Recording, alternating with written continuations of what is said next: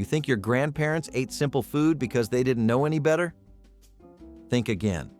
These meals were culinary survival, ingenious recipes born from empty pockets and fuller hearts than we'll ever know. Let's dig into 60 cheap meals our grandparents ate to survive that faded into history. When fresh apples were priced like luxury goods during the Great Depression, innovative cooks cleverly turned soda crackers into an impressive substitute, giving birth to the famous mock apple pie, affectionately called cracker pie. It might seem peculiar that crackers could convincingly imitate juicy apples, but desperate times called for ingenious solutions. Accessibility was key. Soda crackers were inexpensive and widely available, perfect for frugal families trying to stretch their budget. By simmering these crackers with sugar, cinnamon, and lemon juice, ingredients readily found in most pantries, cooks crafted a dessert so deceptively delicious, people often failed to notice it didn't contain a single slice of fruit. A popular recipe printed on Ritz cracker boxes even helped spread its popularity nationwide, though some folks jokingly said it required the taste buds of someone who'd never actually eaten apples. The pie was more than just a curious kitchen trick. It embodied the Depression-era ethos of reducing waste by creatively repurposing simple ingredients, turning basic crackers into comfort food. Long before pancakes became a diner staple, Depression-era families turned to Johnny Cakes, a humble cornmeal-based flatbread, as a trusted source of inexpensive nourishment. Originally introduced by early American settlers, Johnny Cakes saw a resurgence during the Depression, becoming popular again due to their affordability and accessibility. Made from little more than cornmeal, salt, and water or milk, this simple batter transformed into golden, crispy patties that creatively replaced costly ingredients like wheat flour or eggs. Resourceful home cooks often pan-fried Johnny Cakes in leftover bacon grease or saved drippings from other meals, cleverly reducing waste and maximizing resources. Families got creative, too. Some would sweeten these cakes slightly with molasses or honey, while others spiced them up with savory leftovers, stretching a modest meal into something memorable. Food historians share an amusing anecdote. Because cornmeal was abundant and dirt cheap, some folks humorously called Johnny Cakes the poor man's pancake, a nickname many wore proudly, turning frugality into a source of culinary pride. Hard times demanded hard bread, literally. Among the humblest of struggle meals was a dish known as water zwieback, a surprisingly common sight on tables during the Depression and in the aftermath of war. Zwieback, a twice-baked bread of German origin, was prized for its long shelf life and durability. When fresh bread was gone and ingredients too scarce to bake anew, families relied on this crunchy standby. But eating it plain could challenge even the strongest of teeth. The solution? Survival and simplicity at its most basic. Soften it with hot water. Water zwieback was prepared by soaking the hard, dry slices in boiling water or broth until they became soft enough to chew. Sometimes butter, sugar, or leftover gravy was added, if any was available, though more often it was eaten plain, a dish made palatable more by necessity than by seasoning. Resourcefulness and ingenuity turned this culinary afterthought into a functional meal, especially for children, the elderly, or those recovering from illness. Interestingly, zwieback was also popular in military rations and among immigrants, carried across oceans for its durability. This meal, while forgettable to the modern palate, stands as a quiet symbol of resilience. Ground beef and hominy stew was a blend of necessity and creativity, especially in the American South and Midwest. Hominy, canned or dried corn kernels puffed by lime water, stood in for pasta or rice when neither could be spared. Mixed with ground beef, onions, and a few tomatoes or chili powder, it became a stew both hearty and humble. The texture was unique, chewy, thick, and full of warmth. It was filling enough to feed many mouths and simple enough to make on any night of the week. Some families called it poor man's chili, others just called it dinner. Served steaming with cornbread, it brought a kind of pride, the pride of making something from almost nothing and doing it well. Its scent was rich, earthy, and smoky, carrying through the house long before supper was called. Some cooks added beans for more bulk or diced peppers for flavor, while others relied only on what they could pull from the pantry. Every bowl was a reflection of ingenuity, proving that comfort could rise from even the humblest shelves. The stew was more than sustenance. It was survival seasoned with gratitude. Homemade crackers were one of the simplest yet most practical foods people baked during the Depression. With store-bought crackers and snacks out of the question, families turned to flour, water, and a pinch of salt or lard to make thin crisps. Rolled flat and baked until golden, they provided crunch and variety in a diet that was otherwise dominated by soft, starchy foods. Often, children would snack on them plain, while adults used them to stretch soups, broths, and thin stews. They could be topped with whatever was on hand, from drippings to a smear of carrot marmalade, but even alone they were satisfying in their simplicity. Families appreciated how they required little fuel and ingredients, and they became a staple for households that could not afford bread every day. Homemade crackers reflected resilience, showing how even the most basic pantry items could be transformed into something useful. They were not glamorous, but they were dependable, which is exactly what people needed most. Few dishes symbolized Depression-era hardship quite like the infamous lard sandwich, a meal proudly claimed by almost no one yet widely consumed when pantries ran bare. While today a sandwich generally implies meat, cheese, or at least peanut butter, back then spreading plain pork fat between slices of stale bread constituted a legitimate midday meal. Lard sandwiches were undeniably affordable and accessible, especially since leftover fat drippings from pork or bacon were routinely saved in household tins to prevent waste. An early form of recycling, you might say, long before it was trendy. These sandwiches exemplified creativity born from necessity. To add variety, some resourceful cooks seasoned them with salt, pepper, or occasionally sugar, pretending they'd upgraded the dish into a gourmet offering. Of course, the sandwich remained primarily a means of survival rather than culinary delight. Many who experienced it during childhood joked later that the taste lingered in their memories longer than they'd have liked. Yet, despite being less than desirable, these greasy staples provided essential calories when families had little else. Faced with pantry shelves lined mostly by oats and root vegetables, cooks during the Great Depression found surprisingly innovative ways to keep meals affordable and accessible without sacrificing taste.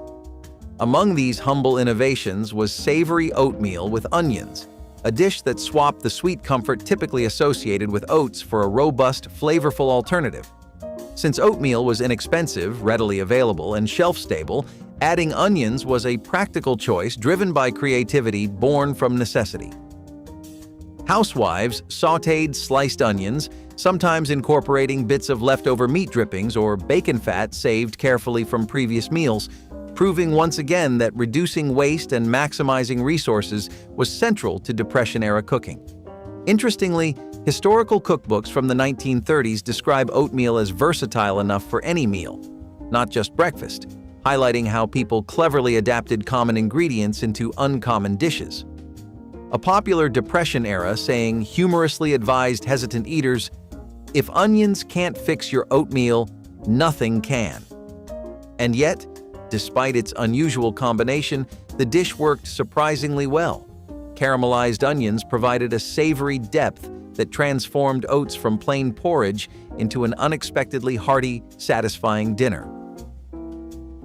Imagine being so low on groceries that a few stale crackers become the centerpiece of dinner. During tough economic times, particularly in the early 20th century, resourcefulness and ingenuity gave birth to an unlikely creation: cracker soup. Popular among households facing empty pantries, it epitomized survival and simplicity, transforming basic crackers, warm water, and maybe a bouillon cube, if luck allowed, into a surprisingly edible meal. Recipes, if you could even call them that, weren't exactly precise. The process involved soaking crushed crackers in hot liquid until they softened, becoming something resembling porridge, but thinner, blander, and perhaps only slightly more appealing. Yet, despite its questionable culinary merit, cracker soup earned its place as a Depression-era staple, highlighting a generation's belief in resourcefulness over recipes.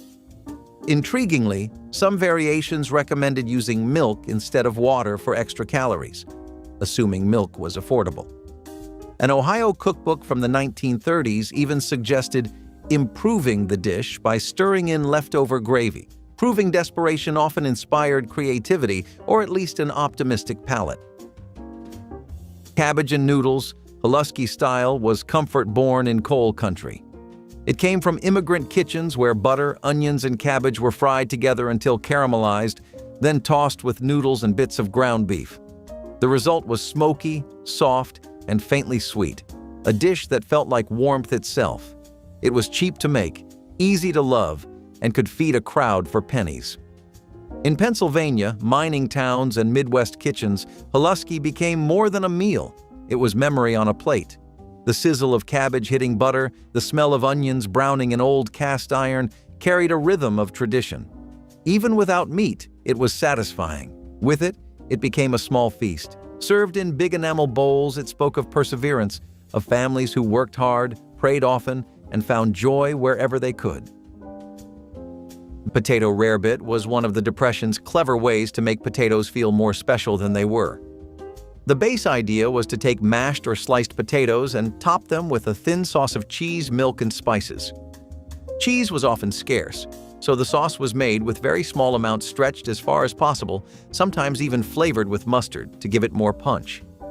The result was a dish that felt rich and indulgent, even though it used little more than potatoes and scraps of cheese. Families would bake or broil it to give the top a golden crust, making it even more appealing. It was filling, cheap, and versatile, perfect for serving a large family.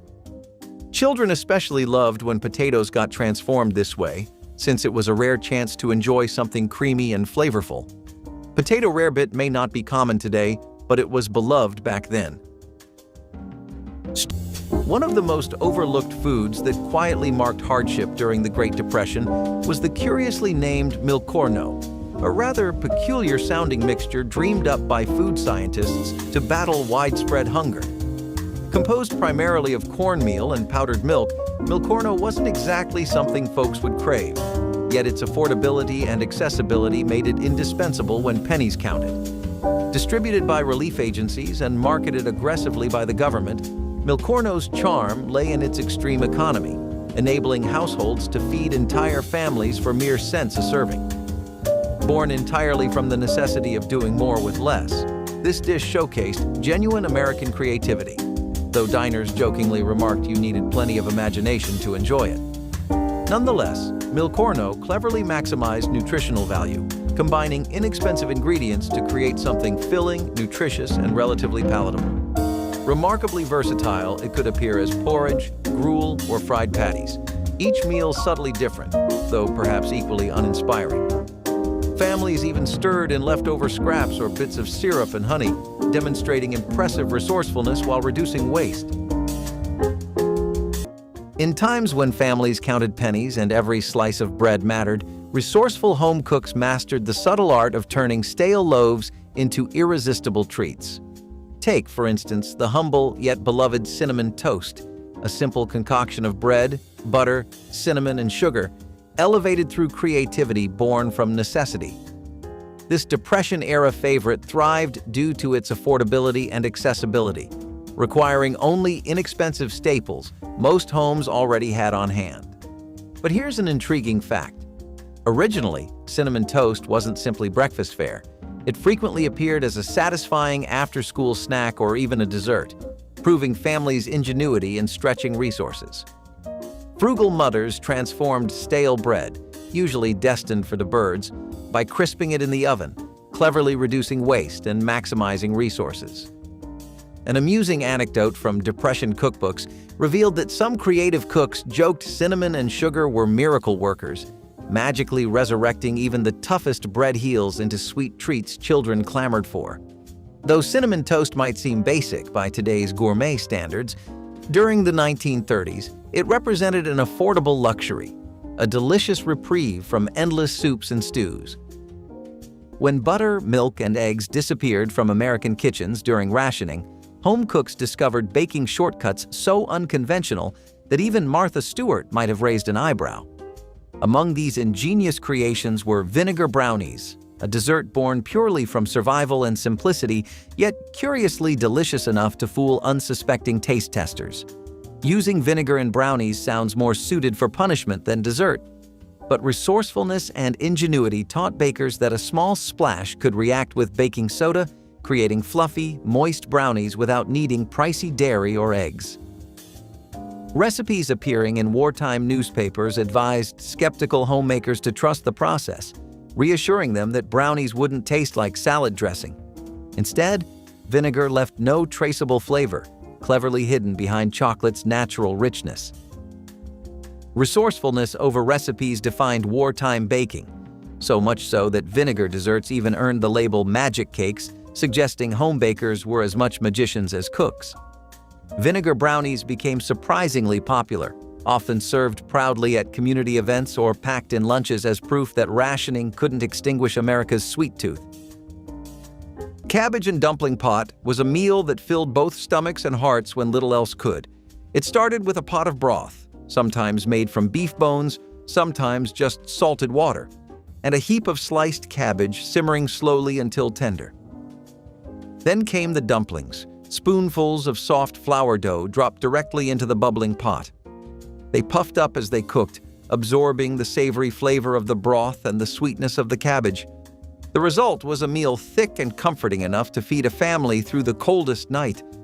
It smelled like home and patience, like something that had taken time even when there was not much to spare.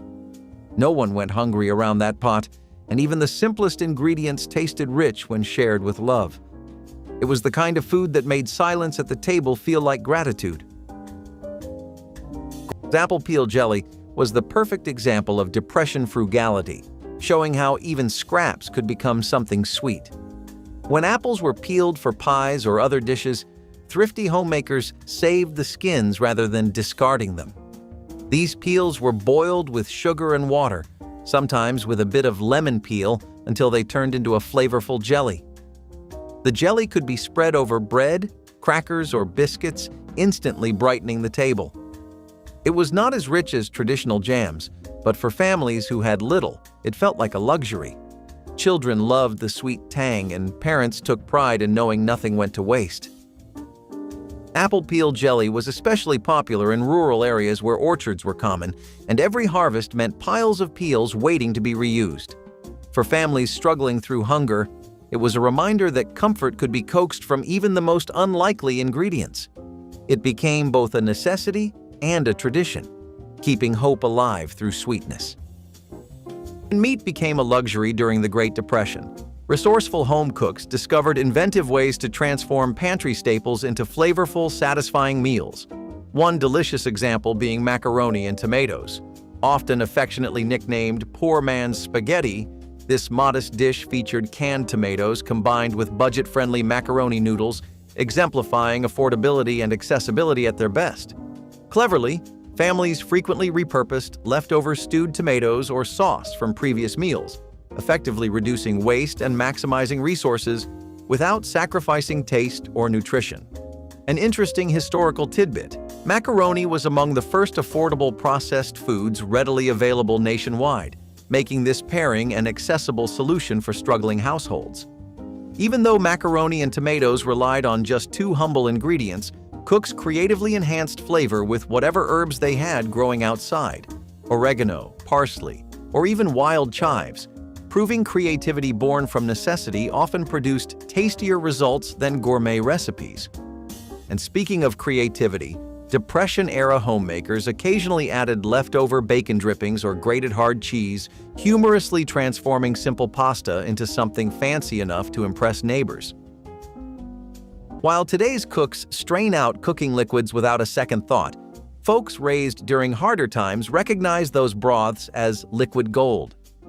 One especially notable example was turnip green pot liquor, an iconic staple across rural southern kitchens. This dish, more of a beverage by modern standards, was nothing more than the nutritious liquid left behind after boiling turnip greens. Yet, resourcefulness and ingenuity transformed it from mere cooking water into a sought-after tonic. Pot liquor, pronounced pot liquor by true Southerners, wasn't simply about survival and simplicity. It was genuinely prized for its concentrated vitamins and minerals, nourishing families who lacked access to fresh produce year-round. Historically, some households even reserved this savory broth to dunk chunks of cornbread, effectively turning modest kitchen scraps into meals. A funny twist. In the late 1930s, pot liquor unexpectedly sparked national controversy when a debate erupted over whether it was appropriate to sip it straight or dip bread, showing Americans could argue passionately about literally anything. Resourcefulness over recipes guided this unique culinary custom, proving that a good cook wasn't judged by fancy dishes, but by how cleverly they utilized every drop of nourishment. Ground beef and oat loaf was the Depression's answer to meatloaf on a budget. When breadcrumbs were too dear, rolled oats stepped in, binding the meat and stretching it twice as far. Mixed with egg, onion, and a thin smear of tomato, it baked into a dense, hearty loaf that filled the kitchen with warmth. Each slice was firm and chewy, rich with the taste of hard work and determination. Served with mashed potatoes or a spoon of gravy, it gave families a sense of dignity. Real food, real effort, no waste. It was a meal of quiet pride, the kind that reminded people they could make do and still make something good. Even cold the next day, it tasted like comfort, its edges slightly sweet from the caramelized glaze. In every crumb was the story of making a little go a long way, and doing it with grace. Mock fish cakes were a thrifty invention for families who longed for seafood but could not afford it during the Depression. Instead of fish, mashed beans or leftover potatoes were seasoned with onions and herbs, then shaped into patties and fried. When browned in a pan, they resembled fish cakes in both texture and appearance, providing the illusion of a more expensive meal. Families often relied on beans because they were cheap, nutritious, and available through relief programs, making them the perfect base for this dish. Some households even added breadcrumbs or stale crackers to stretch the mixture further. While it might not have carried the same flavor as real fish, it was filling and hearty, which mattered most in those years. For many children, mock fish cakes became a familiar supper, remembered later with a mix of humor and nostalgia. They embodied the era's spirit of improvisation, turning simple, humble ingredients into something that felt like a substitute for luxury. With veal birds, these were actually the most common in New York and Pennsylvania. Think popular Midwest areas like Ohio, Illinois, or New England hotspots like Boston. You'd call this Yankee-style home cooking, and it was actually a mix of several different influences. You had influences from both Italian involtini and German rouladen, but hotel rooms and hybrid restaurants tried to Americanize the dish for the palates of the masses. It eventually did become a dish that was okay for home cooks to rely on regularly, especially around the 1920s and 1950s. It was only later on throughout the 20th century that there was a pretty sharp drop in veal consumption. I mean, appreciation for all things retro and nostalgic indulgence aside, this dish is pretty rustic. It was a part of a time where meat was the only thing on people's minds, and whether the bird of choice was chicken, turkey, duck, or a whole other animal, people were going absolutely crazy with how much meat they were consuming.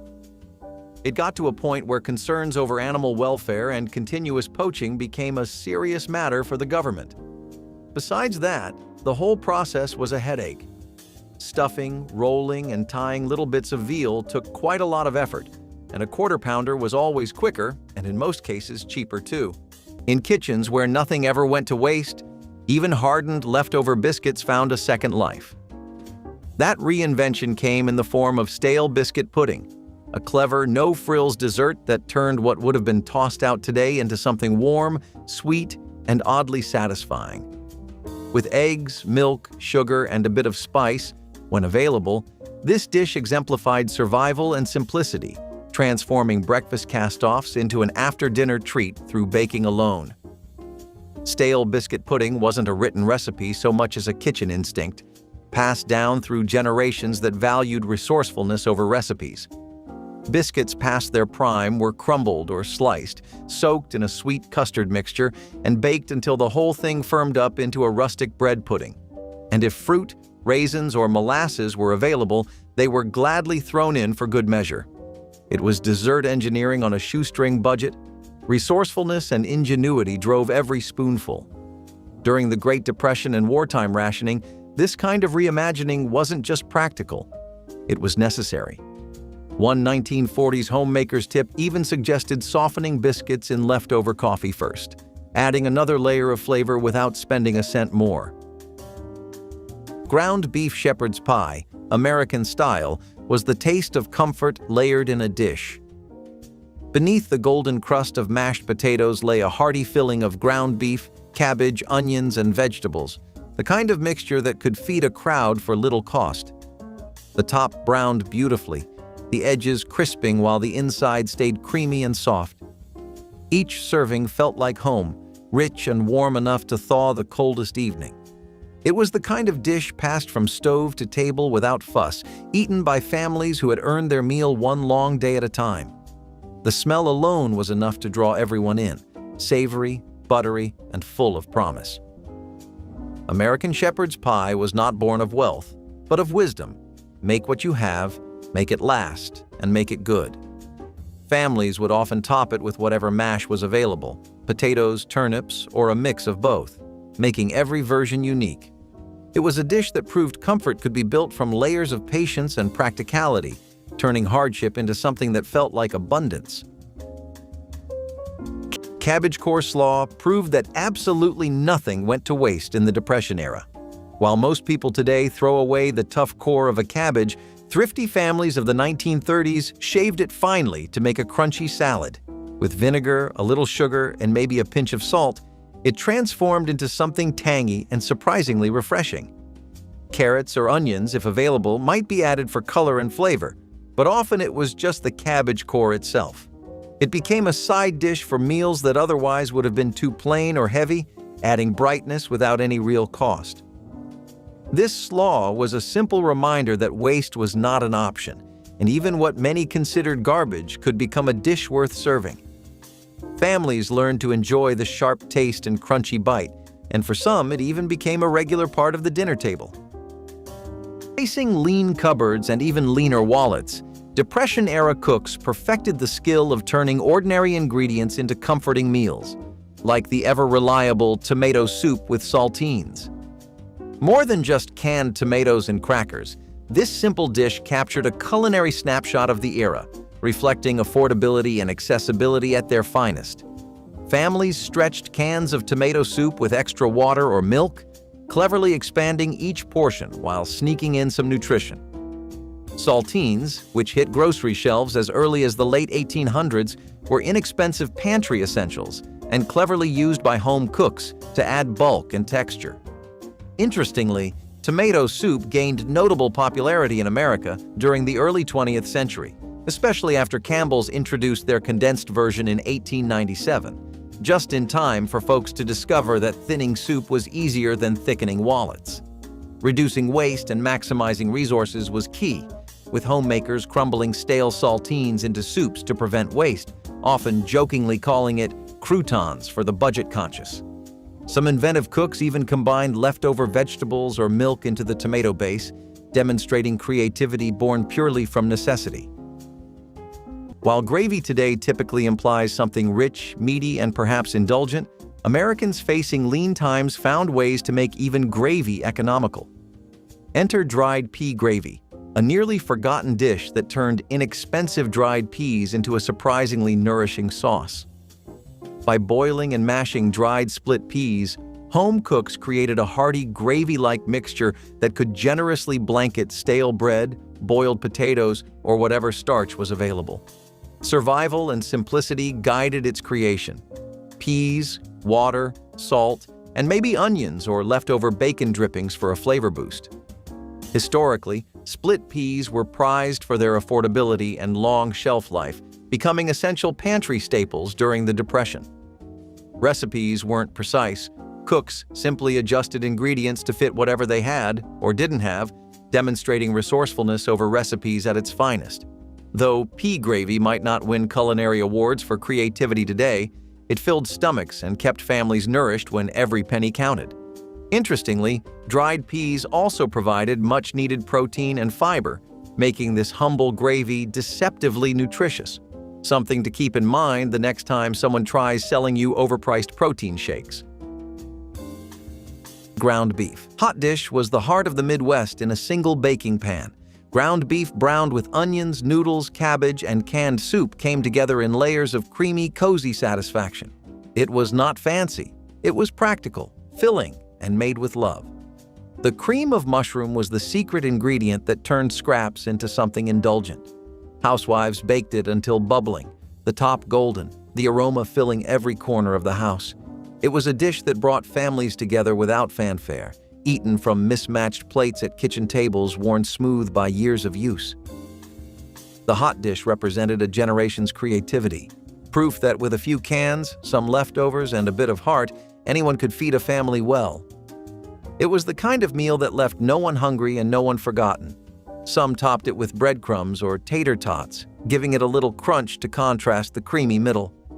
Others swapped ingredients as needed, corn for noodles, cabbage for peas, but the result was always the same, something comforting, familiar, and warm.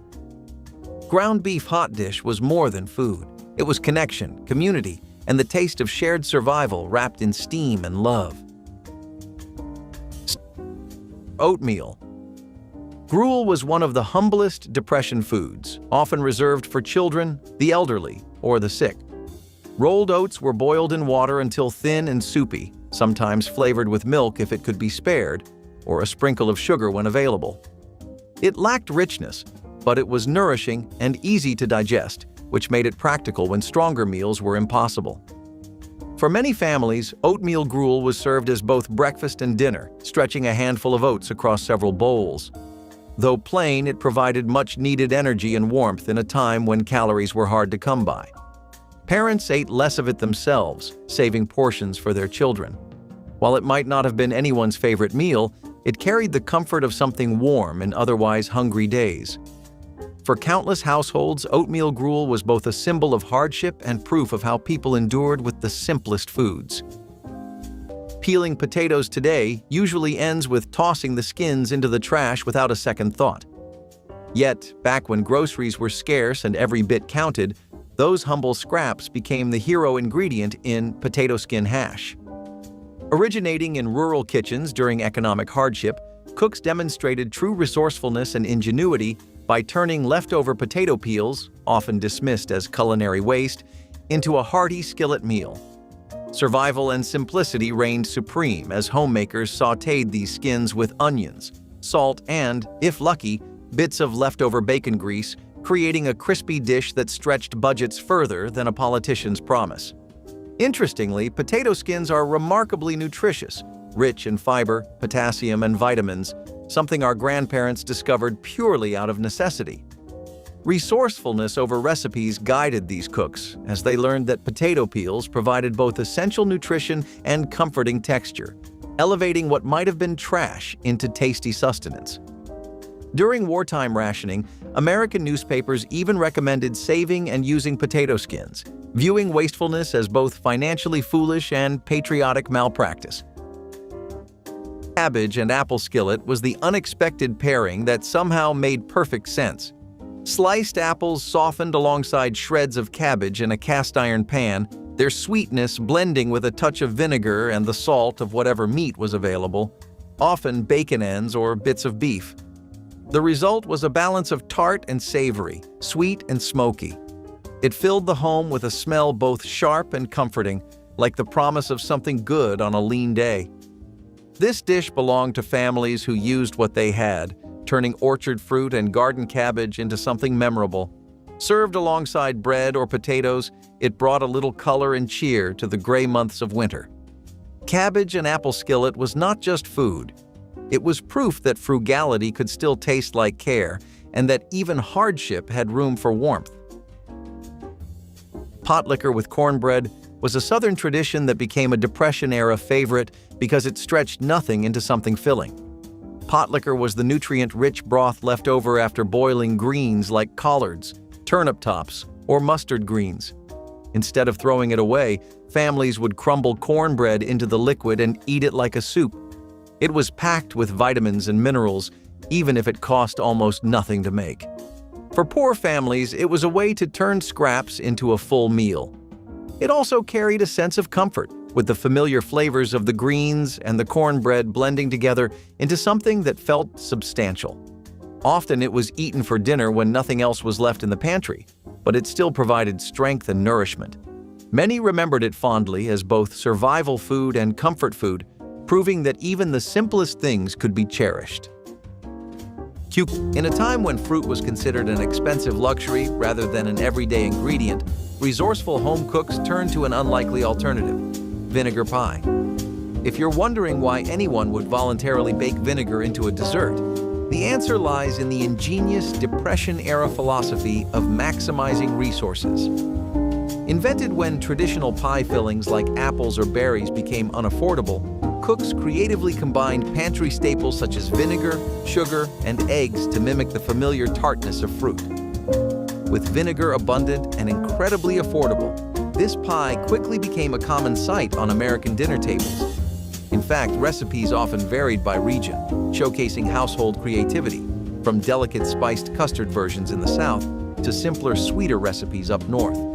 Families further reduced waste by utilizing leftover pastry dough scraps, ensuring nothing edible ever went unused. Interestingly, this pie's tangy flavor resembled lemon meringue closely enough to fool unsuspecting diners, at least until someone spilled the secret ingredient. It's fair to say vinegar pie wouldn't win any popularity contest today, yet back then it symbolized determination to maintain normalcy despite limited means. When Depression-era homemakers faced piles of leftover mashed potatoes, tossing them out wasn't even on the menu. Instead, they turned to the wonderfully versatile dish known as mashed potato pancakes. With affordability and accessibility in mind, this clever recipe utilized basic kitchen ingredients: leftover potatoes, flour, egg, and perhaps a sprinkle of onion or herbs if they were lucky. By frying these ingredients into golden brown pancakes, cooks skillfully transformed last night's side dish into today's main attraction, proving their ingenuity in reducing waste and maximizing resources. Beyond economy, potato pancakes became a Depression-era favorite for their satisfying crispness, turning humble leftovers into something you'd genuinely anticipate. Creativity born from necessity drove home cooks to experiment by folding in diced onions, stray ham bits, or even a dash of paprika, crafting variations that rivaled their breakfast cousins at fancy hotels. Amusingly, families soon realized these pancakes were so deliciously economical that purposely making extra mashed potatoes became standard practice. When kitchen cupboards went bare, home cooks sometimes resorted to recipes so unusual they sound like practical jokes. But onion milk, a real and yes, edible creation from tougher times, stands as testament to survival and simplicity in American culinary history. This forgotten concoction involved boiling sliced onions gently in milk, forming a thin, mildly savory broth that doubled as comfort food and folk medicine. Early cookbooks claimed onion-infused milk could soothe colds and insomnia, a remedy reflecting resourcefulness and ingenuity more than culinary brilliance. Interestingly, the dish appeared frequently during harsh winters or economic downturns when fresh produce vanished and onions became reliable, lasting pantry companions. Onion milk highlights an era when resourcefulness over recipes guided every household cook. Families relied on ingredients that could both nourish and provide comfort cheaply, even if comfort came with a distinct onion aftertaste. Despite its admittedly peculiar profile, onion milk was so commonly accepted that some Depression-era families jokingly referred to it as poor man's French onion soup. Though, admittedly, without the crusty bread or gooey cheese, it was a stretch of imagination. Cabbage and bacon scrap fry-up was what families made at the end of the week, when the icebox held only a few lonely leftovers. Cabbage was sliced thin and fried in a cast-iron skillet with bacon grease and whatever scraps of beef or vegetables remained. The sound of sizzling fat and the smell of smoke filled the kitchen, making something from nearly nothing. It cooked fast, fed plenty, and left everyone satisfied. Some poured a splash of vinegar for brightness, others added a spoonful of sugar for balance. There were no exact recipes, only instinct and memory guiding the hand that stirred. The fry-up was a celebration of thrift, of using every last bit of what you had. It was smoky, salty, and grounding. The flavor of resilience fried crisp and served with pride. Families passed down their versions quietly, each one slightly different but always made with the same heart. The dish carried with it a sense of rhythm, the hiss of fat, the scrape of the spatula, the laughter that rose between bites. It was food that tasted like togetherness, even when times were hard. Ketchup sandwiches may sound like a joke today, but in the Depression era they were a quick meal for children and adults alike. With meat out of reach for many, a slice of bread spread thin with ketchup became lunch or even dinner. The tangy, sweet flavor gave the illusion of something more filling, especially when paired with a second slice of bread. Sometimes butter or margarine was added if available, but most of the time it was just bread and ketchup. While humble, it provided calories when little else was around, and children often looked forward to it simply because it tasted different from the usual plain bread. It was also portable, making it an easy option for workers or school lunches. Though it might not sound appetizing now, it kept hunger away for countless families. For many who grew up in the 1930s, ketchup sandwiches became an unforgettable part of their childhood survival. When traditional baking ingredients became luxuries few could afford during the Depression, resourceful cooks found innovative ways to deliver satisfying bread to their tables using little more than cornmeal, boiling water, and a pinch of salt. This ingenuity gave rise to a crispy, golden brown treat known affectionately as hot water cornbread or hot water cornbread, depending on where you grew up.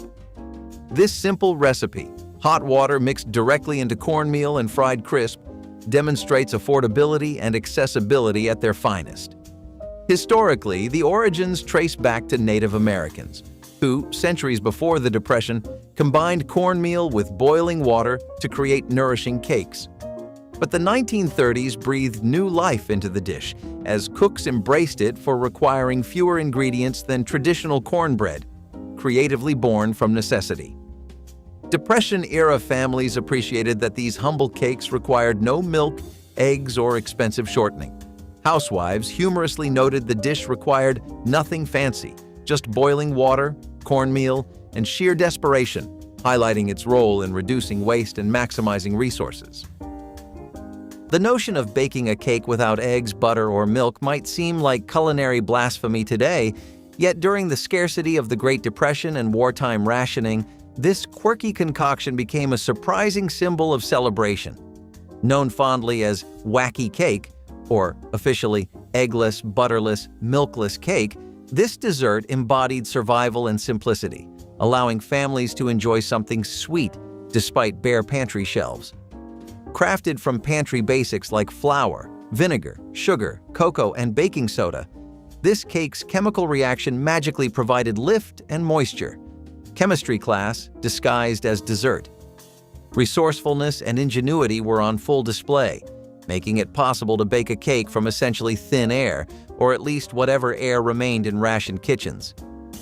In fact, homemakers mixed the ingredients directly in the baking pan itself to conserve dishwashing water, proving once again that necessity doesn't just mother invention, it mothers shortcuts too.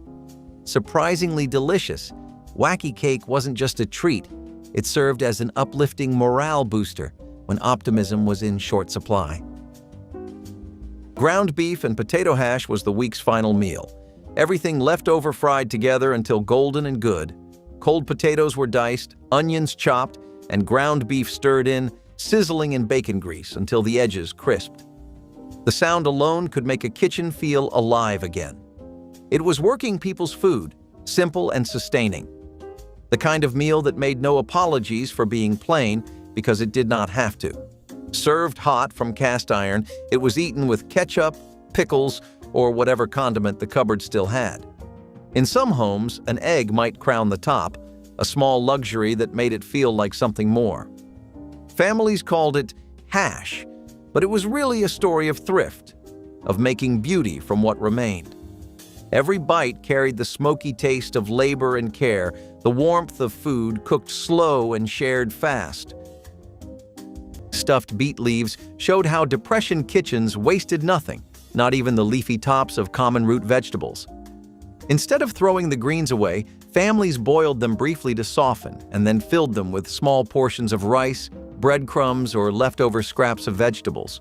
Rolled tightly, they resembled stuffed grape leaves, though much humbler in taste and presentation.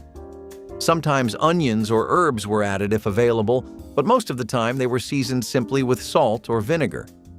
This dish was especially popular in rural homes where beet crops were plentiful and gardens were a lifeline. Stuffed beet leaves carried a sense of novelty for children who might otherwise turn up their noses at plain greens. Adults valued them for stretching scraps into something that looked and felt more like a real meal. Even in their simplicity, they managed to bring variety to dinner tables that often repeated the same foods day after day. They remain a forgotten reminder of how every single part of a plant had value when survival depended on it. We have had a pretty concerning lack of pies on the list so far, right? Let's fix that by going down memory lane where we can find potato and onion pies, a delicacy that took America by storm, especially in the Midwest. Dried potatoes, sliced onions sprinkled with salt, pepper, and garlic, and you had a pretty killer pie. If by some luck the average household back then had some cheese to spare as well, then some serious fine dining would take place. Parmesan cheese was something Grandma incorporated much later when it became readily available again, but the authentic gritty potato and onion pie of the early 30s was an experience in and of itself. Some dishes just exude an air of comfort and homeliness, like being back in your childhood neighborhood at 7 a.m. on a really sunny day. This was definitely one of those.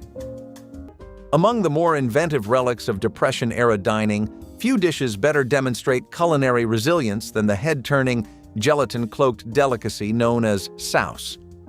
Rooted in European peasant traditions and popularized across Southern and Appalachian communities, this dish was a direct result of survival and simplicity, transforming pig head meat, feet, and other trimmings into a chilled loaf through the natural gelling power of collagen. Often referred to as head cheese, though cheese it is not, souse reflected a time when no part of the animal was wasted, not out of novelty, but because every scrap held value. After boiling the odds and ends until tender, the meat was picked clean from bone, chopped, and suspended in a tangy vinegar-based gelatin seasoned with onion, pepper, and sometimes hot spices. Eaten cold, sliced thin, and often served with crackers or bread, souse was a bold example of resourcefulness over recipes, a dish born from necessity and refined by frugality. Interestingly, its acidic tang didn't just enhance flavor, it also helped preserve the meat, giving it a longer shelf life before refrigeration was widely accessible. Cabbage and milk stew was the quiet staple of dairy country, born from necessity and ingenuity. In regions where milk was easier to come by than stock, women used it to build a creamy base for cabbage and bits of ground beef. The milk thickened as it simmered, wrapping the vegetables in a gentle, velvety sauce. The result was mild, nourishing, and surprisingly rich, comfort made from simplicity. Some added a pinch of nutmeg or pepper to balance the sweetness. Others stirred in leftover potatoes to make it thicker. It was not glamorous food, but it was deeply human. The kind of meal you ate slowly with gratitude. The aroma of warm milk and cabbage filled the kitchen with quiet calm. In every spoonful was the story of families who made do, who turned scarcity into something beautiful through patience and heart. Even after mealtime ended, the smell lingered, clinging to aprons and windowsills, reminding everyone that love could be measured in simmering pots. It was a meal that restored more than hunger. It restored peace.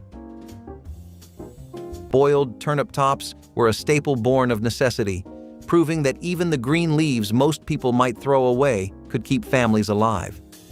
Turnips were affordable, hardy vegetables that grew well in poor soil, and when their roots were harvested, the greens were never wasted. Women would wash and boil the tops in a simple pot of water, sometimes seasoning only with a pinch of salt if they had it. The greens cooked down into a soft, bitter but nutritious dish that helped fill stomachs when nothing else was available. Occasionally, if there was bacon fat or lard to spare, the leaves would be flavored more richly. but most of the time it was plain boiled greens. Children often disliked the taste, but parents insisted, knowing the vitamins were essential in years when fresh vegetables were rare. For many rural households, boiled turnip tops became a daily food, reminding them of how survival depended on using every single part of the harvest. During an era when store-bought meals were rare luxuries and wasting food was unthinkable, resourceful cooks relied heavily on their gardens, pantries, and plenty of improvisation. It was precisely under these circumstances that biscuits topped with tomato gravy became a beloved staple in Depression-era households. The dish was ingenious, showcasing creativity born from necessity. Leftover tomatoes, often bruised or overripe, simmered down slowly into a savory, thickened gravy, perfectly illustrating how reducing waste and maximizing resources became a domestic art form. Affordability and accessibility played pivotal roles too, as biscuits required only a handful of pantry ingredients like flour, shortening, and milk. Interestingly, tomato gravy was especially popular in southern regions, not only because tomatoes thrived there, but also because folks humorously declared, "When meat's missing from your gravy, tomatoes step right in." In fact, many Depression-era families fondly recall tomato gravy as their saving grace, turning otherwise plain, dry biscuits into satisfying meals without breaking their limited budgets. In households where frugality was less virtue and more necessity, even fruit peels had value, becoming the unlikely stars of a forgotten Depression-era classic, apple skin jelly. Born from a generation raised on survival and simplicity, this thrifty spread cleverly utilized what many today casually toss aside, the humble apple peel.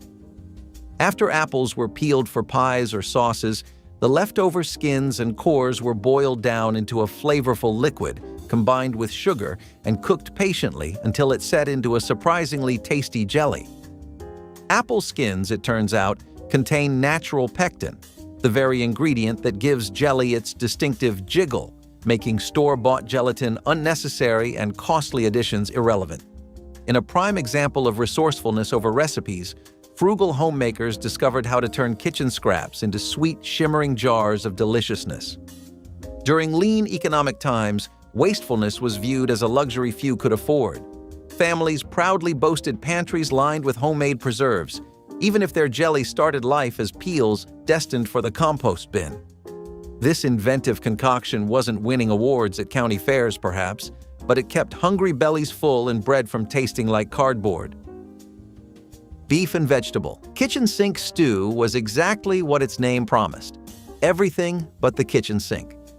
It began with ground beef or scraps of leftover roast, followed by whatever vegetables still lingered in the root cellar: carrots, parsnips, turnips, onions, or even cabbage. The pot simmered slowly, the broth growing darker and richer as hours passed. No two batches ever tasted the same because no two kitchens had the same ingredients. It was the definition of resourcefulness, a stew built from odds and ends that might have otherwise gone to waste. Sometimes barley was added to thicken it, or a splash of vinegar to sharpen the flavor.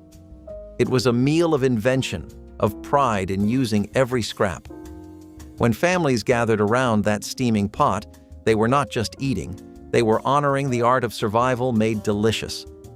The stew could feed a family for days, each reheating, deepening its flavor. It was never fancy, but it was deeply personal, a record of what the week had been and what was left to carry forward. Every spoonful told a quiet story of thrift, care, and endurance, reminding those who ate it that home was not measured by plenty, but by how you made do with what you had. Molasses water was one of the simplest Depression-era energy boosters, and it carried a surprising amount of cultural weight. White sugar was often scarce and costly, but molasses was cheaper and packed with minerals like iron, which people desperately needed. Families would stir a spoonful of molasses into a glass of water, creating a sweet, dark drink that was both energizing and inexpensive. Children drank it before heading to school, and workers often relied on it to get through long hours of labor. It tasted strong, sometimes too strong for delicate palates, but its sweetness made it more welcome than plain water. Molasses water was also used as a quick fix when other drinks like milk or coffee were out of reach. For many rural families, it became a symbol of thrift and nourishment, stretching the value of every ingredient. It was not a luxury or even a treat. It was a necessity, one that reminded people of the importance of resourcefulness. In its simplicity, molasses water reflects how people created sustenance out of almost nothing and carried on despite hardship. When empty stomachs and lean wallets collided, innovative cooking blossomed across American kitchens. One standout born from this economic squeeze was Hoover Stew, a tongue-in-cheek homage to President Herbert Hoover, whose name, during tough times, humorously became synonymous with empty pockets. The stew cleverly combined cheap hot dogs, macaroni, canned tomatoes, and any stray veggies lurking in pantry corners, exemplifying creativity born from necessity. This simple yet hearty recipe embodied affordability and accessibility, as families everywhere could easily scrounge up its ingredients. Fascinatingly, cooks often swapped in leftovers, stale bread, wilting greens, or bits of onion, masterfully reducing waste and maximizing resources. Despite its humble origins, Hoover Stew was surprisingly flavorful, with the acidic tomatoes enhancing the smoky saltiness of hot dogs, making families forget, at least momentarily, the scarcity around their dinner table. Though it was called a stew, it often turned into a thicker, casserole-like dish, leading many housewives to jokingly rename it Hoover Surprise. No matter how much you stirred it, you'd never find prosperity at the bottom of the pot, just another spoonful of macaroni. In the early 1900s, families across rural America regularly practiced a culinary philosophy we've long abandoned. If it's edible, fry it. Nothing embodies this better, or perhaps stranger, than the surprisingly popular Depression-era specialty known as battered brains, better described as fried calf brain fritters. While today's diners may recoil at the thought, calf brains were once seen as an economical protein source, offering essential nutrients without emptying wallets. Home cooks soaked the brains, seasoned them simply, dipped each portion into a flour-based batter, and fried until crispy golden brown. Resourcefulness and ingenuity truly triumphed here, transforming an organ now seen mostly in horror movies into a legitimate main course. Interestingly, cookbooks from the era even recommended pairing these fritters with tangy sauces or pickles to mask the distinct, slightly metallic taste, confirming that survival and simplicity could also require clever camouflage. Although eating brains isn't likely to experience a culinary revival anytime soon, no one's waiting in line for brain nuggets. Historically, resourcefulness over recipes meant prioritizing nourishment above squeamishness. Cabbage and tomato skillet was what you made when there was nothing left to make. Ground beef, shredded cabbage, canned tomatoes, and onion, fried together until the house smelled like survival. It was not elegant, but it was honest. Every spoonful delivered the bite of pepper and the sweetness of cooked-down cabbage, proof that even a few cheap ingredients could become a family's dinner. This was the food of mill towns, tenant farms, and one-room apartments where every penny mattered. It cooked fast, served plenty, and left almost nothing to clean up, a working mother's blessing. The color alone was cheerful, red and green against the gray of winter. And though no one wrote down the recipe, everyone remembered it. The cabbage and tomato skillet was not about perfection, it was about endurance, the kind that fed both hunger and hope. Rutabaga hash was a clever dish that made the most of rutabagas, which were cheaper and more plentiful than potatoes during the Depression. Families would chop the firm root into small cubes, frying it with onions and whatever fat they could find. The rutabaga softened and browned, giving a texture and taste that mimicked potatoes closely enough to satisfy hungry families. Sometimes scraps of bacon or ham were added for flavor, but more often it was just the vegetables alone. The hash was hearty, filling, and adaptable, often appearing at both breakfast and dinner tables. Since rutabagas grew well in harsh conditions, they were dependable crops when potatoes ran short. Many children grew up not realizing their parents had been serving them substitutes, because the crispy fried cubes tasted so much like the real thing. Rutabaga hash showed how families made necessity feel normal, turning cheap vegetables into meals that could carry them through some of the hardest years in memory. One humorous tale from Depression-era kitchens suggested the best thing about the casserole was that it tasted slightly better reheated the next day, though cynics might argue anything smothered in gravy has nowhere to go but up. Regardless, this casserole proved that even limited ingredients could be rearranged cleverly enough to provide nourishing meals for struggling families. Baking a delicious cake without eggs or butter might seem like a culinary contradiction, yet during the Great Depression, it became a staple in countless American kitchens. Dubbed eggless, butterless cake, this clever confection relied solely on affordability and accessibility, as basic pantry essentials vanished from store shelves or skyrocketed in price. Households mastered the chemistry of scarcity, substituting eggs and butter with pantry-friendly alternatives like vinegar and baking soda, ingredients that were cheap and always accessible, magically turning batter airy and tender. Interestingly, cooks relied heavily on vinegar's acidic reaction with baking soda to mimic the rising power of pricier ingredients. Some even seasoned the dessert generously with spices like cinnamon or cloves, enhancing flavor without additional cost. Although it lacked the rich, buttery taste Americans traditionally associated with cake, it still provided families with a satisfying dessert. Proof positive that desperation could drive genuine culinary innovation. Homemakers humorously claimed you could hardly miss ingredients you hadn't tasted in months. Few Depression-era meals evoke nostalgia quite like the hearty duo known as beans and cornbread. In homes where budgets were stretched thin, pairing protein-packed beans with simple, inexpensive cornbread wasn't just tasty, it was brilliantly practical. Dried beans, easy to store and remarkably affordable, found their match in cornbread, made with cheap cornmeal readily available in nearly every pantry. Here's where creativity born from necessity truly shined. Cooks would simmer beans slowly, sometimes flavoring them cleverly with bacon scraps or garden-grown herbs, turning limited supplies into deeply satisfying comfort food. Interestingly, cornbread had a dual role. Not only did it stretch a meal to feed extra mouths, but leftover cornbread was frequently repurposed, crumbled into soups, stews, or transformed into next-day stuffing. Talk about reducing waste and maximizing resources.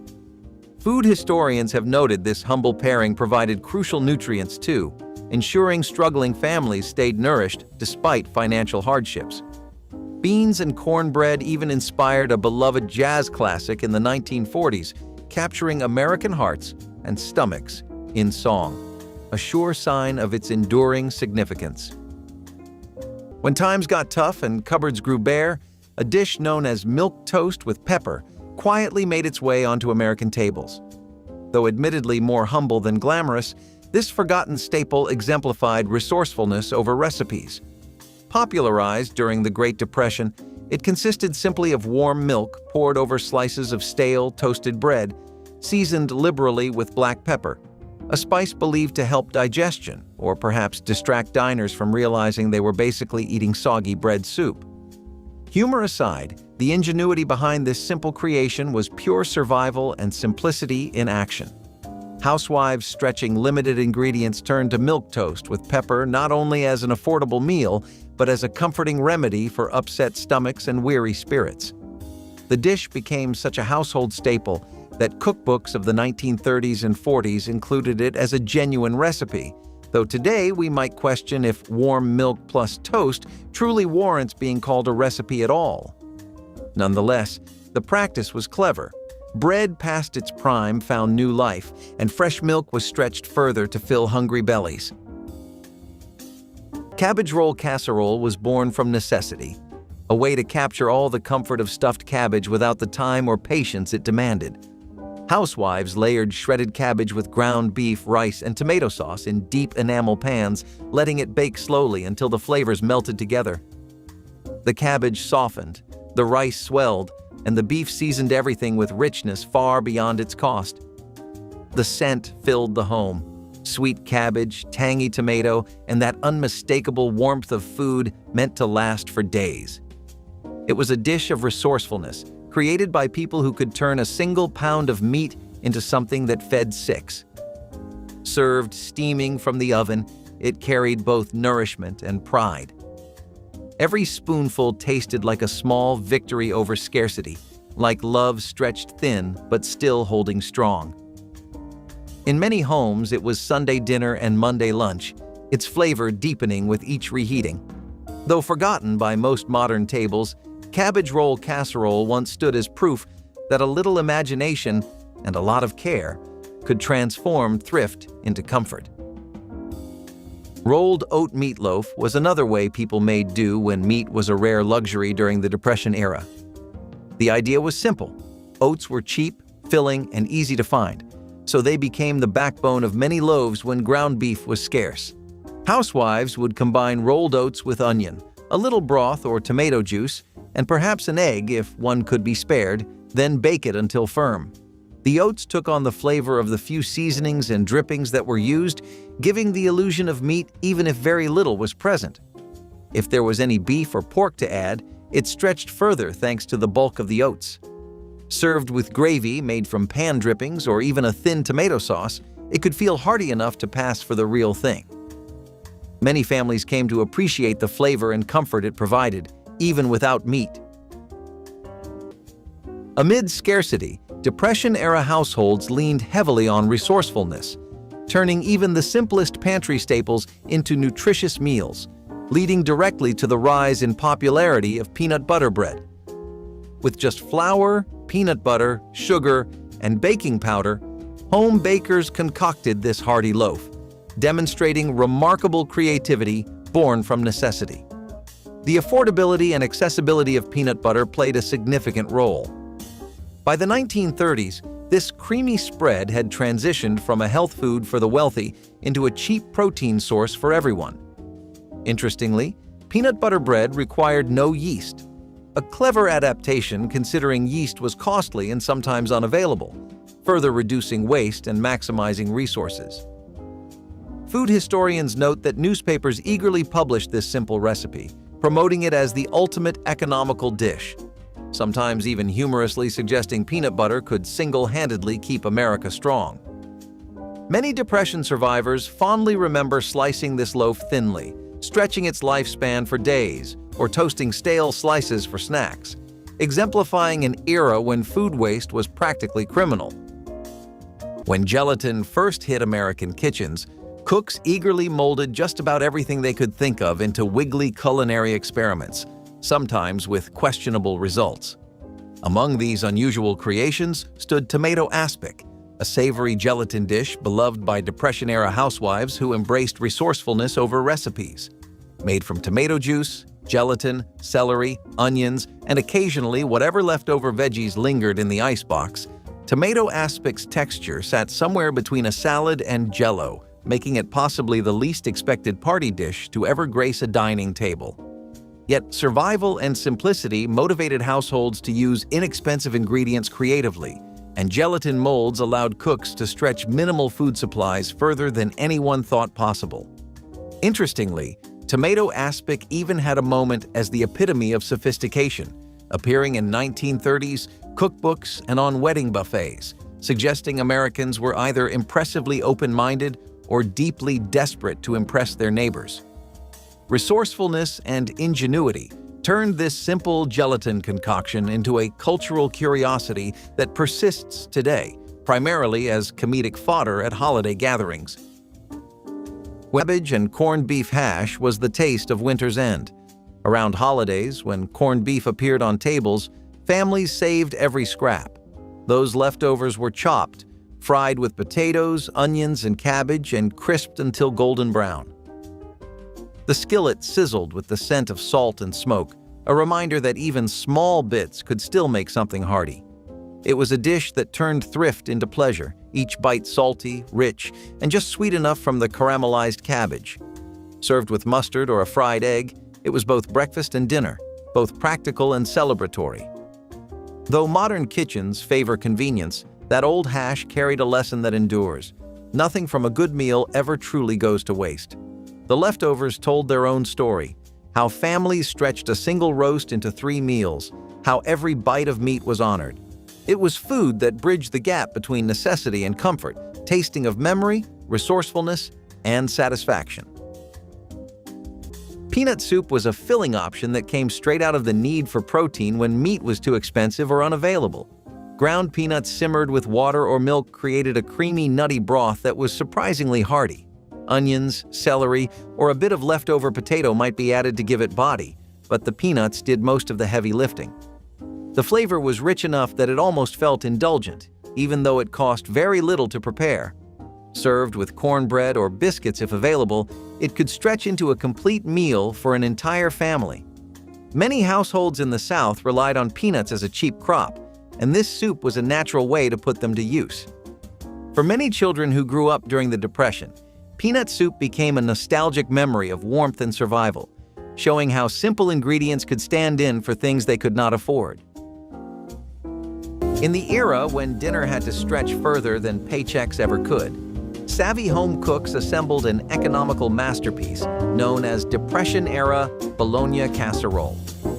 The dish itself featured modest ingredients: thinly sliced cheap bologna, potatoes, and plenty of gravy, items affordable enough to reliably fill hungry stomachs. Bologna was especially accessible due to its low price and widespread availability, earning it the nickname "poor man's steak," though few people probably boasted about serving steak straight from a deli wrapper. Resourceful homemakers layered the processed meat with sliced potatoes, often salvaged from previous meals to avoid any waste, smothering the concoction in thick gravy made from kitchen drippings.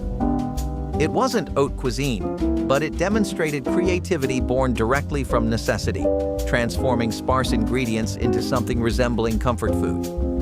When fresh meat vanished from dinner tables during the Great Depression, clever home cooks across America transformed simple staples into meals that were both satisfying and surprisingly sophisticated. One dish that embodied this culinary ingenuity was spaghetti with butter and garlic, a modest yet flavorful creation championed for its affordability and accessibility. Pasta was cheap, garlic bulbs grew easily in backyard gardens, and butter was often the only indulgence that squeezed through tight household budgets, making this meal the perfect ally during financial hardship. But here's a little-known historical gem. Many immigrant families introduced this garlic-infused comfort using recipes carried from European homelands and creatively adapted due to economic necessity. Leftover spaghetti was often intentionally cooked in larger batches to reuse the next day, thereby cleverly reducing waste and maximizing resources. Housewives humorously called it the gourmet dish without the gourmet budget, noting that despite its humble ingredients, it carried an air of Mediterranean flair. Most people today toss corn silk straight into the compost pile without a second thought, but there was a time when these silky strands played an unlikely role at American tables. Known as corn silk tea, this humble brew reflects how survival and simplicity turned even the most overlooked garden scraps into valuable resources. During hard economic times, especially throughout the Great Depression, frugal households regularly dried corn silk, the fine threads hidden beneath corn husks, and steeped them into a mild-tasting tea. Surprisingly, this wasn't just desperation disguised as culinary ingenuity. Corn silk actually contains beneficial nutrients, including vitamin K and antioxidants, and was often used medicinally as a folk remedy to soothe urinary issues.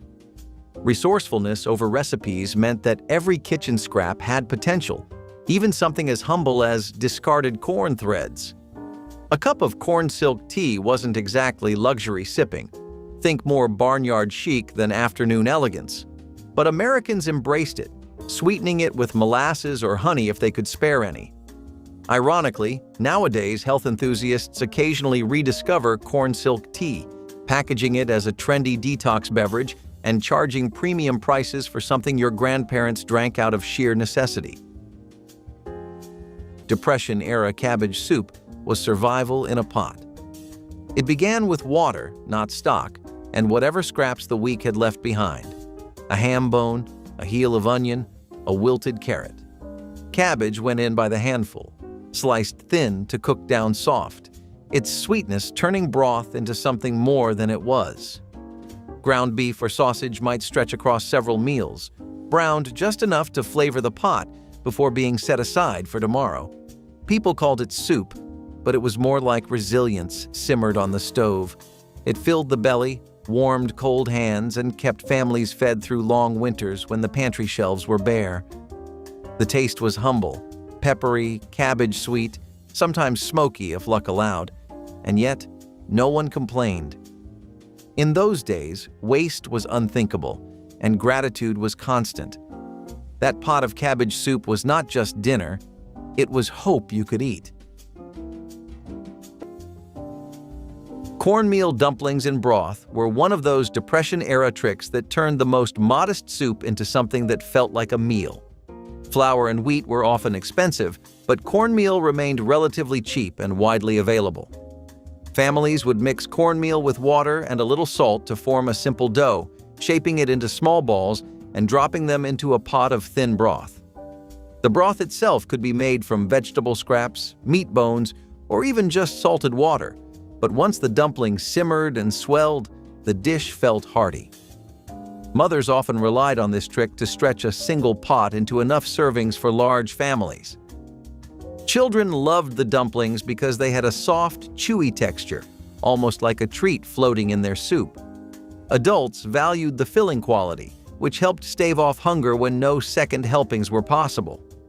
Cornmeal dumplings showed the ingenuity of turning something inexpensive and basic into comfort food. In many households, this dish became a staple, remembered later not for its luxury, but for the way it managed to make empty cupboards feel just a little less empty. Amid the widespread struggles of the Great Depression, families turned kitchen staples into culinary innovation, and a standout was a surprisingly sweet yet humble dish known simply as butter and sugar noodles. Pasta, butter, sugar, three affordable ingredients commonly stashed in Depression-era pantries, came together to transform mundane noodles into something unexpectedly comforting and satisfying. This creative approach, driven entirely by necessity, exemplifies how families cleverly adapted to limitations without compromising taste. An interesting twist was that leftover pasta from dinner often made a comeback the next day as a sweetened breakfast, effectively reducing waste and maximizing resources. Affordability and accessibility were vital, and this sweet noodle dish quickly became a favorite because of its simplicity and budget-friendly nature. Sure, nowadays the concept might make a gourmet chef cringe, but back then, those sugary noodles felt like dessert disguised as dinner, an acceptable indulgence when treats were scarce.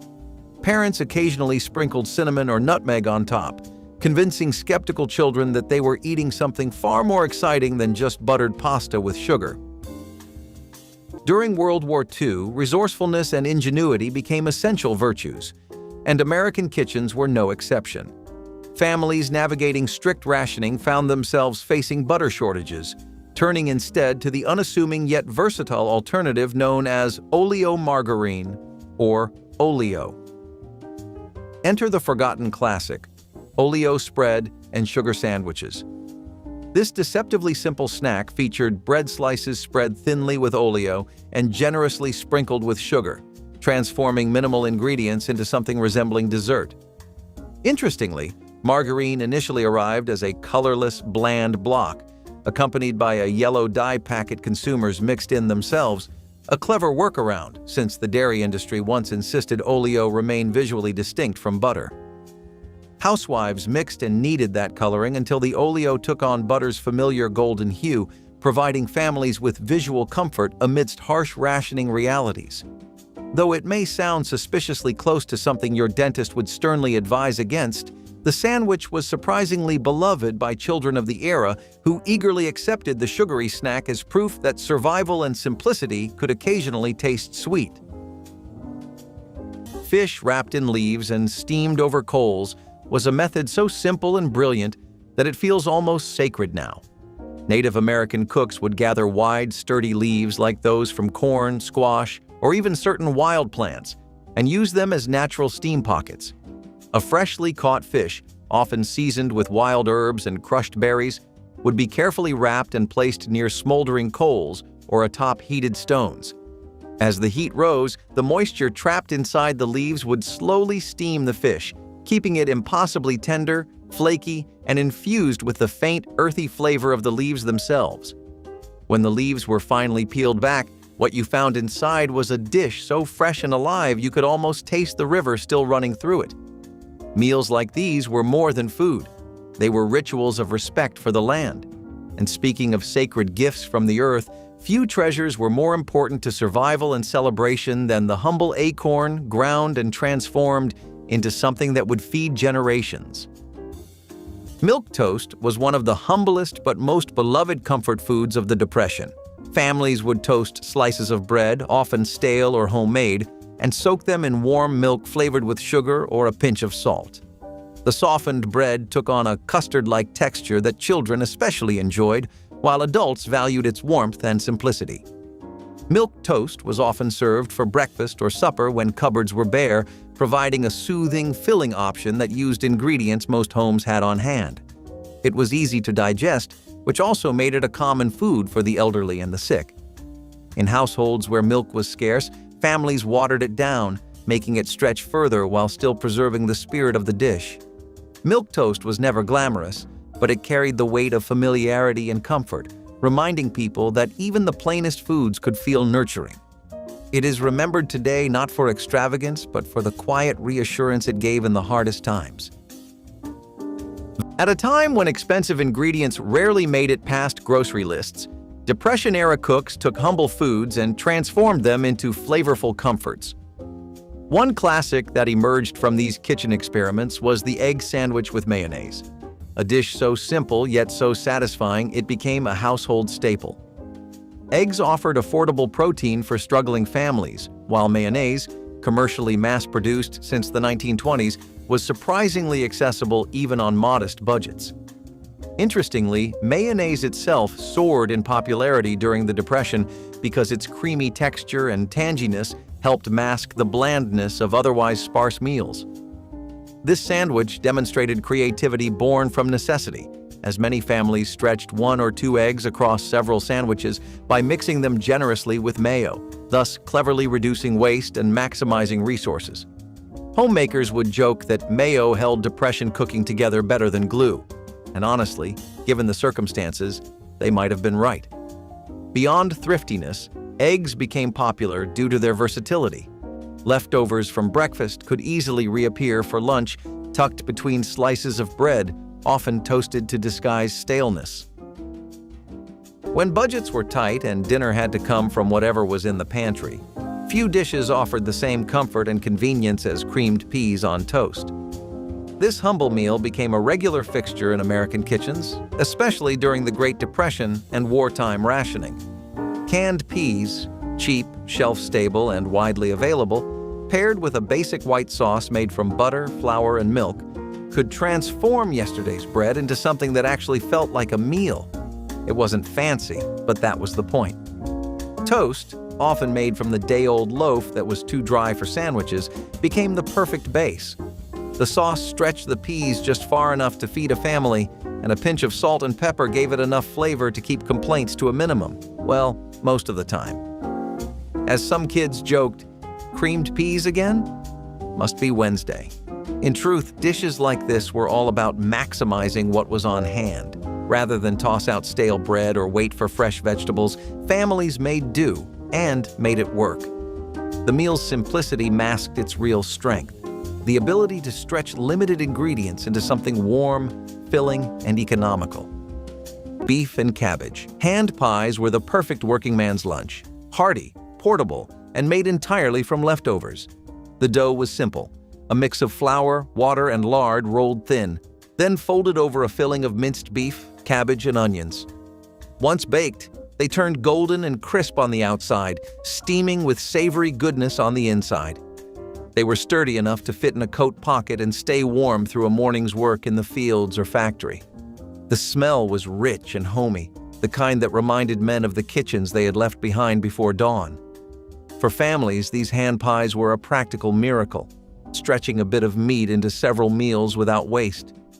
Each bite was soft, salty, and comforting, with the faint sweetness of cabbage tying it together. In towns where every penny mattered, these pies offered dignity to the table, a meal that looked humble but tasted like care. They carried with them the quiet pride of homemade food, something crafted by hand in a world that demanded strength and endurance. When unwrapped from a cloth napkin at lunchtime, they represented more than nourishment. They represented home, effort, and the unspoken bond of family waiting at day's end. Rice croquettes were a depression trick for turning yesterday's leftovers into something new and appetizing. When rice was cooked in large batches, families often had more than they could finish, and waste was simply not an option. Leftover rice was mashed together with a bit of flour or egg when available, then shaped into small balls and fried in a skillet with fat or drippings. The result was a golden, crispy outside and a soft, chewy inside that children especially loved. Adults appreciated how croquettes added texture and flavor to meals that were otherwise bland. They could be served with gravy, broth, or just eaten plain, offering flexibility depending on what was on hand. In some households, croquettes became the centerpiece of dinner when no meat was available. They proved that resourcefulness in the kitchen could transform scraps into something enjoyable. Families remembered rice croquettes not just as a thrifty dish, but as a rare moment when leftovers felt special instead of repetitive. They were simple, but in hard times, simplicity was often the best comfort of all. Pressed duck, a French-inspired masterpiece, is just as complex as it sounds. The dish involves cooking a duck and then using a special press to extract the blood and juices, which are then used to create a rich, flavorful sauce. You heard that right? A sauce made out of blood and bone marrow. Now, before you wrinkle your nose, this dish was a showstopper at French restaurants back in the day, and its unique taste spoke for itself. The complex dish was a specialty of Rouen, and its creation was attributed to an innkeeper from the city of Duclair. It's also known as canard à la presse, and is a specialty of the Tour d'Argent restaurant in Paris. Cooking pressed duck isn't a job for the weak, and requires special time and effort, which is exactly why it has become a rare dinner time on our tables now. And then, of course, not everyone has a knack for eating a sauce made out of bone marrow. Boston brown bread, or otherwise known as Boston town bread, is something that went viral in upstate New York and other parts of the Midwest like Ohio and Illinois. This is right out of New England cuisine, and the most common partner in crime you could expect to see with Boston town bread was a side of baked beans. You could also just use it as a filler food and dip it in stews, soups, or have it with curries, but this is a pretty old-fashioned bread. It's admirable how it managed to keep up with the times, but unfortunately, the times never made life any easier for a bread like this. You see, steaming bread was a little too intensive. It was a hard process, and it was a time-consuming one more than anything else. Towards the massive boost in the production of white bread that I talked about earlier, people began to realize something. They really want their bread fast. More than anything, nobody had the attention span to wait more than the time it took to toast a single slice of bread. That meant that breads and loaves that actually required delicate work and baking skill went right out of the window, and with pay cuts breathing down on our neck for every second we go missing on company time. That's something I can understand. At least the corporate world will always be the same, even if the culinary world keeps forgetting classics. When food was scarce, families mastered the art of using every single part of the animal. No exceptions allowed. Perhaps nowhere is this ethos clearer or more eyebrow-raising than in the case of pickled pig lips. Popularized during times when wastefulness wasn't just discouraged, it was nearly criminal. These briny delicacies embodied survival and simplicity at its most extreme. To create this snack, pig lips, often considered mere butcher scraps, were thoroughly cleaned, boiled, and submerged into jars filled with vinegar brine, spices, and peppers. Resourcefulness and ingenuity allowed households to transform a part normally discarded into something edible, or at least something edible enough to serve guests brave enough to sample it. Historically, pickled pig lips gained a following in parts of the rural South, especially Louisiana, where pickling anything that moved became standard practice.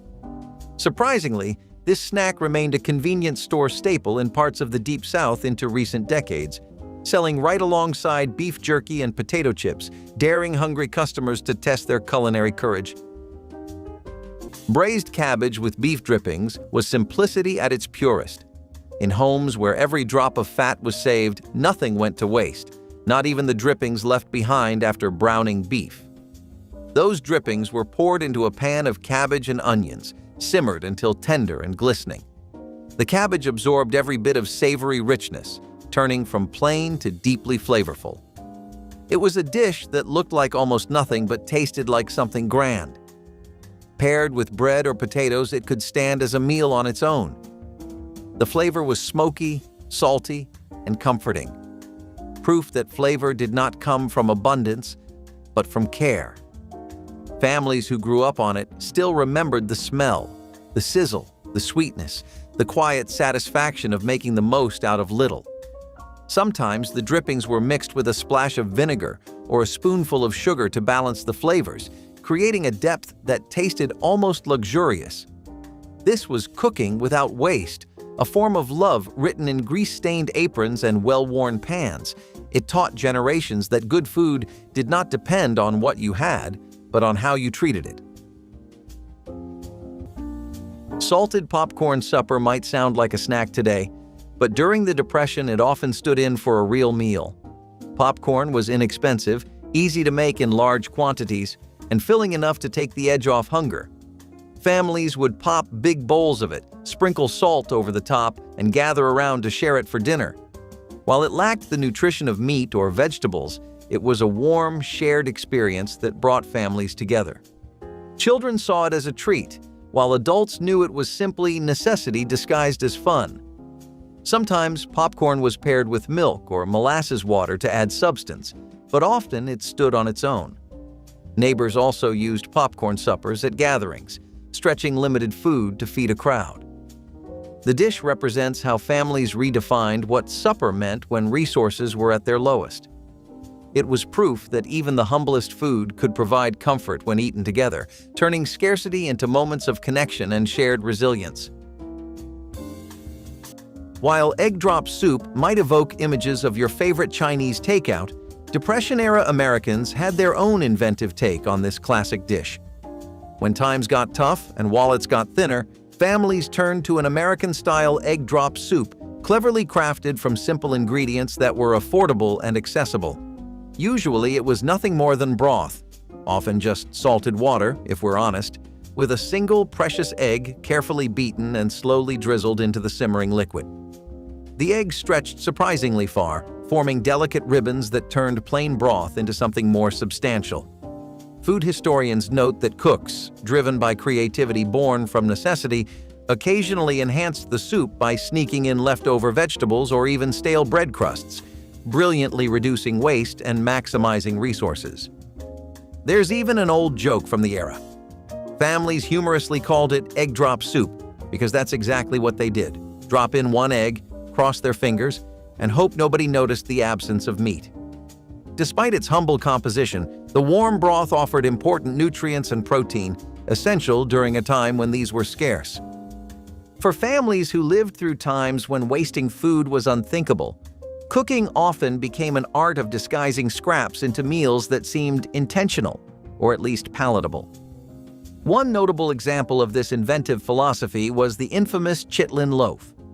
While chitlins, the cleaned and cooked intestines of pigs, already have a controversial reputation, resourcefulness and ingenuity took it a step further, pressing them into loaf form.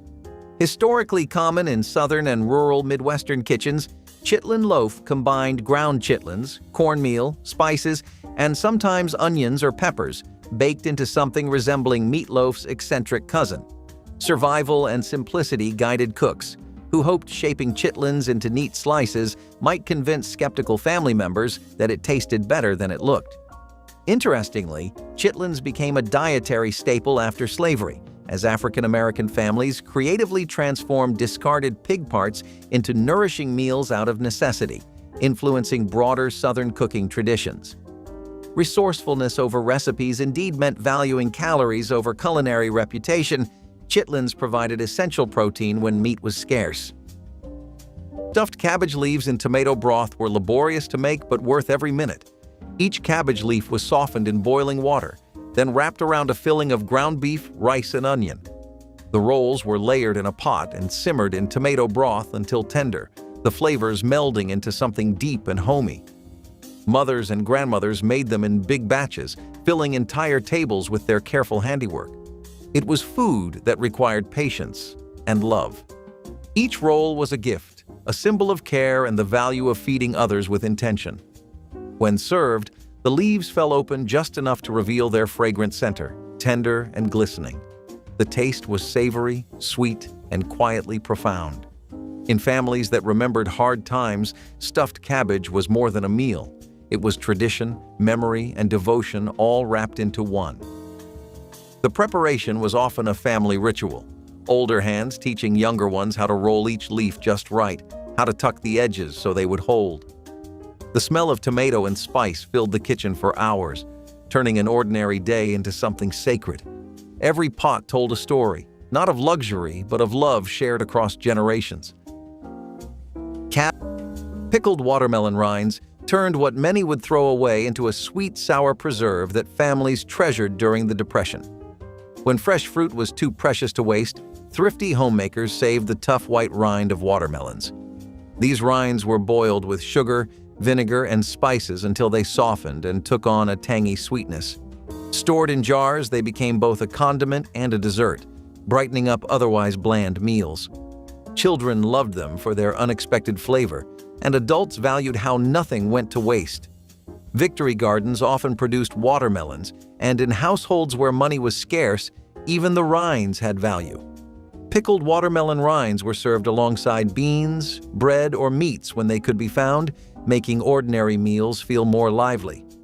Many families kept recipes for these preserves, passing them down as reminders of how every scrap could be used. The dish was both resourceful and flavorful, embodying the resilience that defined Depression-era cooking. In the Depression-era kitchen, stretching ingredients became a necessary art form, transforming humble ground beef into a flavorful comfort classic known as hamburger gravy on potatoes. Families embraced this hearty dish because ground beef, though modest, was accessible and affordable, especially when cooked with pantry staples like flour, water, and onions, creating a rich gravy that masked how little meat was actually used. Creativity born from necessity meant that cooks thickened gravy generously, ensuring it filled hungry bellies even when servings were modest. Interestingly, homemakers often intentionally prepared this gravy with more potatoes than beef, cleverly maximizing resources by relying on inexpensive starches to provide satisfying bulk. Historical accounts recall Depression-era parents jokingly referring to this gravy as luxury sauce, playfully elevating its status at the dinner table. Though in reality, luxury rarely appeared on their grocery lists. Additionally, leftover gravy would frequently return to the menu the next day, reheated or thickened, creatively reducing waste and reinventing yesterday's meal into something equally delicious the next night. This resourceful gravy and potatoes duo, considered by historians as an economical solution to nutritional challenges, became popular nationwide precisely because it turned ordinary pantry staples into something genuinely special. Across American history, cooks have shown remarkable creativity in repurposing leftovers, though few dishes illustrate this more uniquely than cornbread coffee, a forgotten breakfast once common throughout the rural South. Born purely from resourcefulness and ingenuity, it involved crumbling leftover cornbread directly into a hot cup of coffee, then eating the mixture like a porridge. Admittedly, this meal won't win any awards for culinary elegance, but survival and simplicity meant using every last crumb in the pantry, even if it blurred the line between breakfast and beverage. Historically, cornbread coffee was especially prevalent among farming families who viewed coffee-soaked cornbread as practical fuel for a long day's labor. The caffeine perked you up, while the bread filled your stomach, though modern diners might question why anyone would turn good coffee into a bowl of mushy crumbs. Interestingly, some cooks enhanced the dish with a splash of milk or sugar, possibly to soften the gritty texture or disguise the bitterness of the day's reheated coffee, again showcasing resourcefulness over recipes. Cabbage and bean soup was the workingman's dinner, a pot full of nourishment that cost next to nothing. Cabbage gave it sweetness, beans provided the protein, and a handful of spices made it taste like more than it was. Some used white beans. Others used pintos or lentils, whatever they had in their pantry. Everything simmered together until the beans were tender and the cabbage silky soft. The result was thick and hearty, perfect for dipping bread or biscuits. It was food that did not apologize for being simple because it had no reason to. It filled stomachs, warmed hands, and left no one hungry. It carried the faint sweetness of cabbage and the quiet depth of beans cooked slow. For many families, this was the meal that saw them through the hardest winters, proof that comfort did not have to be costly. A pot of cabbage and beans simmering on the stove was a sign that warmth still existed even when money did not. Sometimes a ham bone or spoonful of drippings was added to give it body. But even without, it tasted like care. It was humble food that made people feel seen, nourished, and safe, a reminder that generosity can live inside a single pot. Breaded tomato slices were a Depression-era favorite when green or underripe tomatoes were all that gardens could spare. Rather than waste them, families would slice the tomatoes thick, dip them in a little cornmeal or flour, and fry them until golden. The result was crisp on the outside, tangy inside, and surprisingly satisfying. Sometimes salt or pepper was added, but often they were served plain, still managing to feel like a treat in households where luxuries were rare. This dish became especially popular in rural areas where families grew their own produce and needed creative ways to use every part of the harvest. Children enjoyed the crunch, and adults valued how it stretched a small supply of vegetables into something filling. Breaded tomato slices became both a side dish and sometimes even a main meal, depending on how scarce other foods were. They reflected both thrift and resourcefulness, proving that even unripe produce could be transformed into comfort food. Today, meat suspended in gelatin might raise a few eyebrows and stomachs. But generations ago, this combination was considered a clever culinary strategy. Jellied veal, a now largely forgotten staple, took humble cooking practices to new gelatinous heights, reflecting an era when resourcefulness over recipes guided kitchen decisions. Made by boiling veal bones and scraps for hours until the natural gelatin emerged, the mixture was then seasoned, poured into molds, and chilled until firm. Survival and simplicity dictated every step, transforming leftover bones into something akin to edible sculpture, or at least that was the optimistic intention. Interestingly, jellied meats trace their history back centuries, appearing in medieval European banquets. Yet Depression-era American cooks revived this dish not for prestige but pure practicality, showcasing resourcefulness and ingenuity in stretching limited meat supplies. Homemakers often brightened this slightly intimidating dish with pickles, mustard, or vinegar, wisely attempting to distract diners from the fact they were essentially consuming meat-flavored Jell-O. Mock chop suey was America's humble imitation of faraway flavors. In small-town kitchens, especially across the Midwest, families used ground beef, cabbage, celery, and onions to create something exotic without straying from local ingredients. Soy sauce, or more often a few dashes of Worcestershire and salt, gave it the illusion of Eastern spice. Everything simmered in a thick gravy and was often served over rice or noodles. For many, it was their first taste of a world beyond their own, adapted to fit Depression-era budgets. It looked different, smelled foreign, and tasted comforting all at once. Kids loved it for its savoriness, adults for how it stretched meat across several meals.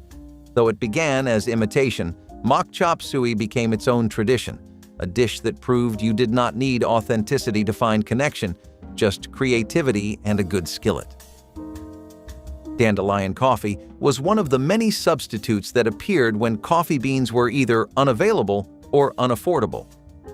Families would dig up dandelion roots, roast them carefully until dark, and grind them into a coarse powder.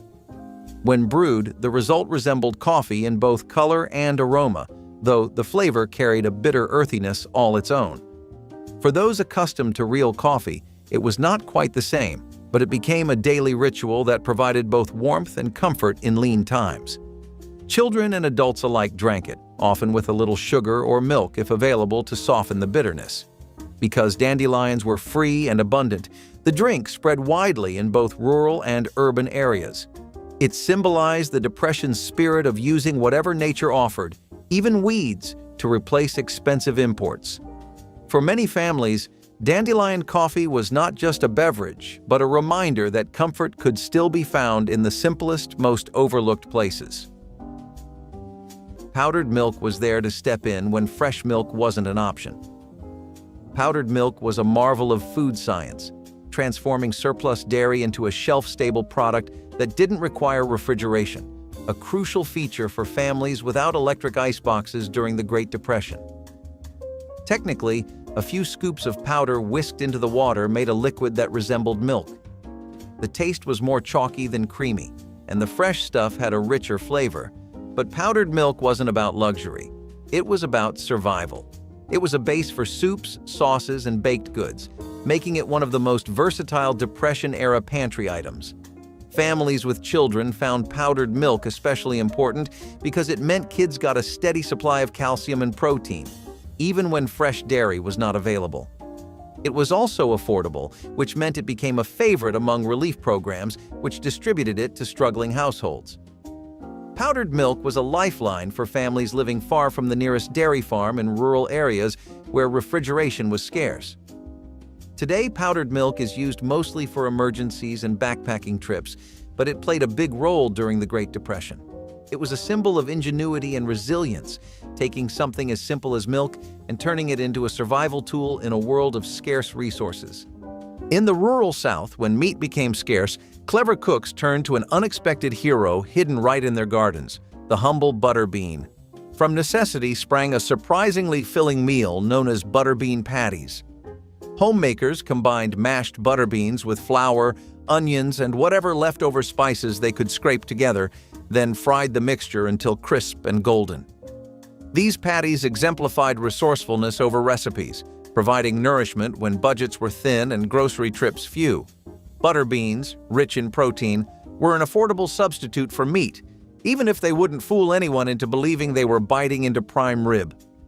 Interestingly, butter beans, also known as lima beans, became a Depression-era favorite precisely because of their high nutritional content paired with low cost. Today, lima beans might cause many adults to cringe, recalling childhood arguments at the dinner table, yet generations past embraced them as survival and simplicity embodied. In fact, resourcefulness and ingenuity transformed this oft-dreaded bean into something edible enough to serve as the centerpiece of supper. Cabbage and tomato rice soup was humble but radiant, its color alone enough to brighten a dim winter day. A pot of it simmered on many stoves through the 1930s and 1940s, its ingredients simple: cabbage, rice, tomatoes, and maybe a handful of ground beef if fortune allowed. The tomatoes gave it a tang that cut through the sweetness of the cabbage, while the rice thickened it just enough to feel like a meal. This soup had no waste, no excess, only nourishment. It filled homes with the scent of simmering comfort, proof that even the poorest kitchens could make something deeply satisfying. Served with crusts of bread or cornbread, it became more than soup. It became sustenance, flavored with gratitude and hope for better days. Some cooks added a splash of vinegar or sugar to balance the taste, a small touch that gave it life. It was a meal that warmed the body and soothed the soul, a reminder that contentment often came bubbling in the simplest of pots. Corncob jelly was one of the most surprising Depression-era creations, turning what was usually discarded into something sweet and useful. After eating or cutting kernels from corn, families would boil the stripped cobs for a long time until the liquid turned golden. With sugar and sometimes pectin, this liquid became a jelly that spread easily on bread or biscuits. It had a mild corn flavor, slightly sweet, and it gave people a way to stretch ingredients without buying fruit for jams. Since sugar was often rationed or expensive, this jelly was seen as a clever way to create a sweet treat out of nothing more than scraps. Many families remembered it fondly, not only because it was thrifty, but because it represented resourcefulness at its finest. Children often spread it on cornbread or stale bread softened in milk, turning waste into dessert. It may seem odd today, but back then it was pure ingenuity. In kitchens where meat vanished quicker than paychecks, homemakers of the Great Depression era discovered a creative, albeit eye-watering solution for lunchtime: onion sandwiches. This modest sandwich leveraged affordability and accessibility since onions and bread were inexpensive staples almost always within reach, offering families something flavorful without stretching the grocery budget. Slices of fresh onions nestled between generously buttered bread, sometimes enhanced with mustard or mayonnaise, became surprisingly popular, though it's safe to say breath mints probably weren't Depression-era priorities. Despite jokes that onion sandwiches kept romantic interests socially distant long before it was popular, this creative culinary strategy arose from genuine necessity. Families embraced onions not only for flavor, but because they contained vitamin C, a nutrient scarce when fresh produce was limited. Historically fascinating is that this sandwich wasn't merely the invention of struggling Americans. Immigrants from Eastern Europe had long enjoyed onion sandwiches, demonstrating that sometimes necessity sparks international culinary inspiration. In households where every bite mattered and every scrap had purpose, even the shells left behind after shelling beans were given a second act. Known as bean hull soup, this deeply frugal dish is perhaps one of the clearest examples of resourcefulness and ingenuity on the American dinner table. The hulls, normally discarded once the beans were freed, were simmered slowly with water, onion, salt, and fat if available, creating a broth that was both simple and surprisingly satisfying. Survival and simplicity were more than themes. They were necessities. In rural farming communities, particularly during the Great Depression and Dust Bowl years, beans were a dietary staple. But when the beans were set aside for storage, the hulls were too valuable to waste. Resourcefulness over recipes meant no part of the harvest was ignored, even if that meant boiling what others threw away. Some cooks added potatoes or corn to stretch the meal further, while others simply served it with a chunk of bread to sop up every last drop. Though modern sensibilities might balk at the idea of soup made from shells, bean hull soup reminds us that hunger often inspires the most creative solutions. Cabbage and onion gravy over potatoes was a supper made on nights when meat had run out, but hunger had not. Sliced cabbage and onions were fried in beef drippings or butter until soft and browned, then mixed with flour and water to create a rich, savory gravy. It was ladled generously over mashed or boiled potatoes, turning plain vegetables into something deeply satisfying. The dish carried the illusion of meat, smoky, salty, and hearty, even when none was there.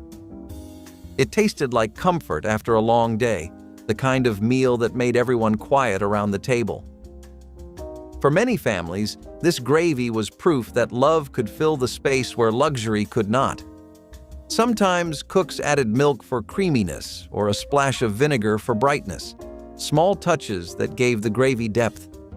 Children who grew up on it remembered how it could lift their spirits, even on the leanest nights. It was food that soothed more than it impressed, proof that nourishment was as much about care as it was about ingredients.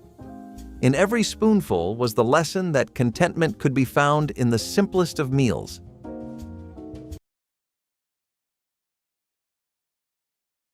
Cucumber vinegar salad was a refreshing Depression-era side dish that added brightness to otherwise plain meals. Cucumbers were easy to grow in home gardens, and when combined with vinegar, water, and a pinch of sugar or salt, they became a simple but flavorful salad. Thinly sliced and chilled if possible, the cucumbers soaked up the tangy brine and provided crunch. For families living on beans, bread, and potatoes, this salad was a welcome change in texture and taste. It required almost no cooking, which was another benefit when fuel and time were scarce. Often served in large bowls at supper, it gave the sense of a fresh vegetable dish without requiring expensive ingredients. Sometimes onions or dill were added, but the core recipe was basic and thrifty. For many households, cucumber vinegar salad was a reminder that gardening and resourcefulness could provide something close to luxury in the hardest times. Families enduring the hardships of the Great Depression found sweet relief in a humble, comforting dessert they lovingly called Apple Brown Betty, a delicious testament to creativity born from necessity. This timeless dish turned inexpensive staples like stale breadcrumbs, apples, and sugar into a warm, irresistible treat, cleverly reducing waste and maximizing resources. Breadcrumbs, often destined for disposal, found new life layered between slices of budget-friendly apples, providing both affordability and accessibility to struggling households. Interestingly, historians suggest this sweet bake actually predates the Depression, tracing its roots to colonial America, but its popularity soared in the 1930s as cooks embraced inventive ways to stretch limited supplies. Some witty homemakers joked that Brown Betty was less of a recipe and more of a miracle, transforming yesterday's stale bread into today's delicious dessert.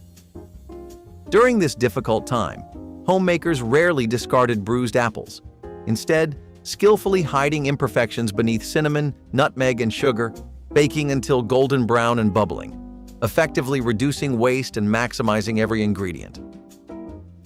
In an era before cholesterol counts haunted dinner tables, cooks harnessed every drop of fat in the kitchen, crafting meals that turned scarcity into sustenance. Among these humble dishes was a rustic classic quietly known as grease gravy and bread, a Depression-era mainstay made by transforming leftover pan drippings into a simple, hearty gravy, poured generously over thick slices of day-old bread. Survival and simplicity combined brilliantly here. Flour was whisked into sizzling bacon fat or sausage drippings, creating a surprisingly flavorful sauce that elevated bread from bland filler into something approaching comfort food. For families living paycheck to paycheck, or no paycheck at all, this ingenious repurposing demonstrated resourcefulness and ingenuity in ways that today's foodie culture would marvel at, though probably wouldn't envy. Interestingly, recipes weren't typically written down. The pinch of this, dash of that approach turned grease gravy into an intuitive meal rather than a culinary masterpiece. Households adjusted ingredients daily, using whatever rendered fat lingered after frying or roasting, demonstrating true resourcefulness over recipes. Ground beef and cabbage gravy over bread was the meal you made when there was almost nothing left, and somehow it still tasted like kindness. Ground beef browned with onions and cabbage made a quick, rich gravy thickened with flour and broth. It was spooned over day-old bread or toast, soaking in until it became soft and savory. The first bite warmed the chest. The second reminded you that a meal could still feel generous even when it was not. Families called it poor man's stew, but there was dignity in its making. The cabbage stretched the meat, the bread caught every drop of flavor, and together they became something greater than the sum of their parts. It was not about indulgence. It was about care and making sure everyone got their share. Stewed apples with bread cubes was a dessert that stretched every bit of fruit to its fullest during the Depression. A few apples, sometimes bruised or close to spoiling, were peeled and stewed with sugar or molasses if available. To make the dish go further, stale bread cubes were added to soak up the syrupy juices. The result was a warm, comforting pudding-like dish that could serve several people with only a handful of apples. Spices like cinnamon or nutmeg might be added when they could be spared, but even without them, the dish was sweet and filling. For many children, this was the closest thing to pie they would taste during those years. It turned waste into dessert and brought comfort at the end of long days. Even though it cost next to nothing, it felt like a treat worth remembering. Stewed apples with bread cubes showed how creativity kept hope alive. Few dishes better capture the ingenuity of Depression-era cooks than bologna and rice casserole, an inventive marriage of modest ingredients that was both filling and budget-friendly. Rice was cheap, available nearly everywhere, and could stretch even the most limited pantries, while bologna, well, let's just say it wasn't winning culinary awards, but it certainly scored high marks for affordability and accessibility. Interestingly, the casserole's popularity was boosted by the era's government relief programs, which often provided surplus bologna to struggling families. Ever-resourceful home cooks quickly realized the processed meat's potential, combining thin slices or chopped bits with rice, canned tomatoes, and occasionally leftover vegetables lurking in their ice boxes, expertly reducing waste and maximizing resources. Food historians point out that clever homemakers might dress up this casserole by layering in spices or sneaking in leftover cheese, a creative touch born purely from necessity. A running joke at dinner tables was that bologna and rice casserole was the great equalizer. Since wealthy or poor, no one was immune from the economic pinch. And apparently, bologna didn't discriminate either. When apples were out of reach but dessert still needed to be on the table, home cooks turned to an unlikely hero sitting quietly in the pantry: saltine crackers. That's how the now curious creation known as mock apple pie or Ritz cracker pie made its way into American kitchens during the Great Depression and WuTu. At first glance, it sounds like a prank in a pie shell, but it's a striking example of resourcefulness and ingenuity. By combining crushed crackers with sugar, water, lemon juice, and a dash of cinnamon, the filling managed to convincingly mimic the taste and texture of baked apples, without a single apple in sight. Introduced widely in the 1930s, the recipe even gained national attention after Ritz began printing it on the back of cracker boxes. The salt in the crackers balanced the sweetness, and the combination of acidity and spices created the illusion of fruit, an edible sleight of hand that fooled more than a few unsuspecting guests. It was survival and simplicity wrapped in a flaky crust, proving that dessert wasn't off the menu, even in lean times. Mock apple pie perfectly illustrates how cooks of the era embraced resourcefulness over recipes, turning everyday staples into stand-ins for luxury. Turning river stones into griddles for perfect flatbreads is one of those ancient tricks so clever it almost feels like a fairy tale. Large, flat stones were carefully selected, cleaned, and then heated slowly over open fires until they held a consistent, even warmth. Once hot enough, balls of simple dough, made from cornmeal, acorn flour, or other gathered grains, were slapped down onto the stones. There were no skillets, no pans, just direct primal cooking at its purest. Even today, traditionalists who practice stone cooking say you can taste the river, the fire, and the earth in every bite. And back then, when every meal needed to last as long as possible, even cooked meat was treated like a precious currency. That is where one of the oldest and most ingenious preservation methods came into play, using nothing but animal fat and wisdom passed down through generations. Pot liquor with cornbread was a Southern tradition that became a Depression-era favorite because it stretched nothing into something filling. Pot liquor was the nutrient-rich broth left over after boiling greens like collards, turnip tops, or mustard greens. Instead of throwing it away, families would crumble cornbread into the liquid and eat it like a soup. It was packed with vitamins and minerals, even if it cost almost nothing to make. For poor families, it was a way to turn scraps into a full meal. It also carried a sense of comfort, with the familiar flavors of the greens and the cornbread blending together into something that felt substantial. Often it was eaten for dinner when nothing else was left in the pantry, but it still provided strength and nourishment. Many remembered it fondly as both survival food and comfort food, proving that even the simplest things could be cherished. Back in a time when store-bought desserts were off-limits for most American households, resourceful homemakers turned their attention to economical recipes, ingeniously crafting sweets from ingredients hiding in their pantry. Among these inventive treats was the comforting creamy delight known as baked rice custard. This humble dish showcased Depression-era creativity born from necessity, transforming leftover rice, often deemed too dry for a second act, into a silky, gently sweetened custard baked to golden perfection. Using accessible pantry staples like milk, sugar, eggs, and rice, cooks discovered an affordable and satisfying dessert that cleverly embodied the practice of reducing waste and maximizing resources. An interesting historical nugget is that rice-based desserts date back centuries, originally popularized in Europe before becoming an American comfort food mainstay during hard times. Homemakers humorously referred to it as the dessert that rescued rice from eternal exile, making yesterday's leftovers today's culinary star. During the Depression, milk and eggs, though somewhat scarce, were prioritized for nutrition, turning this custard into more than just a sweet treat, but an essential source of protein and calcium. In households where a cow was a luxury and store-bought milk was even rarer, families didn't give up, they improvised.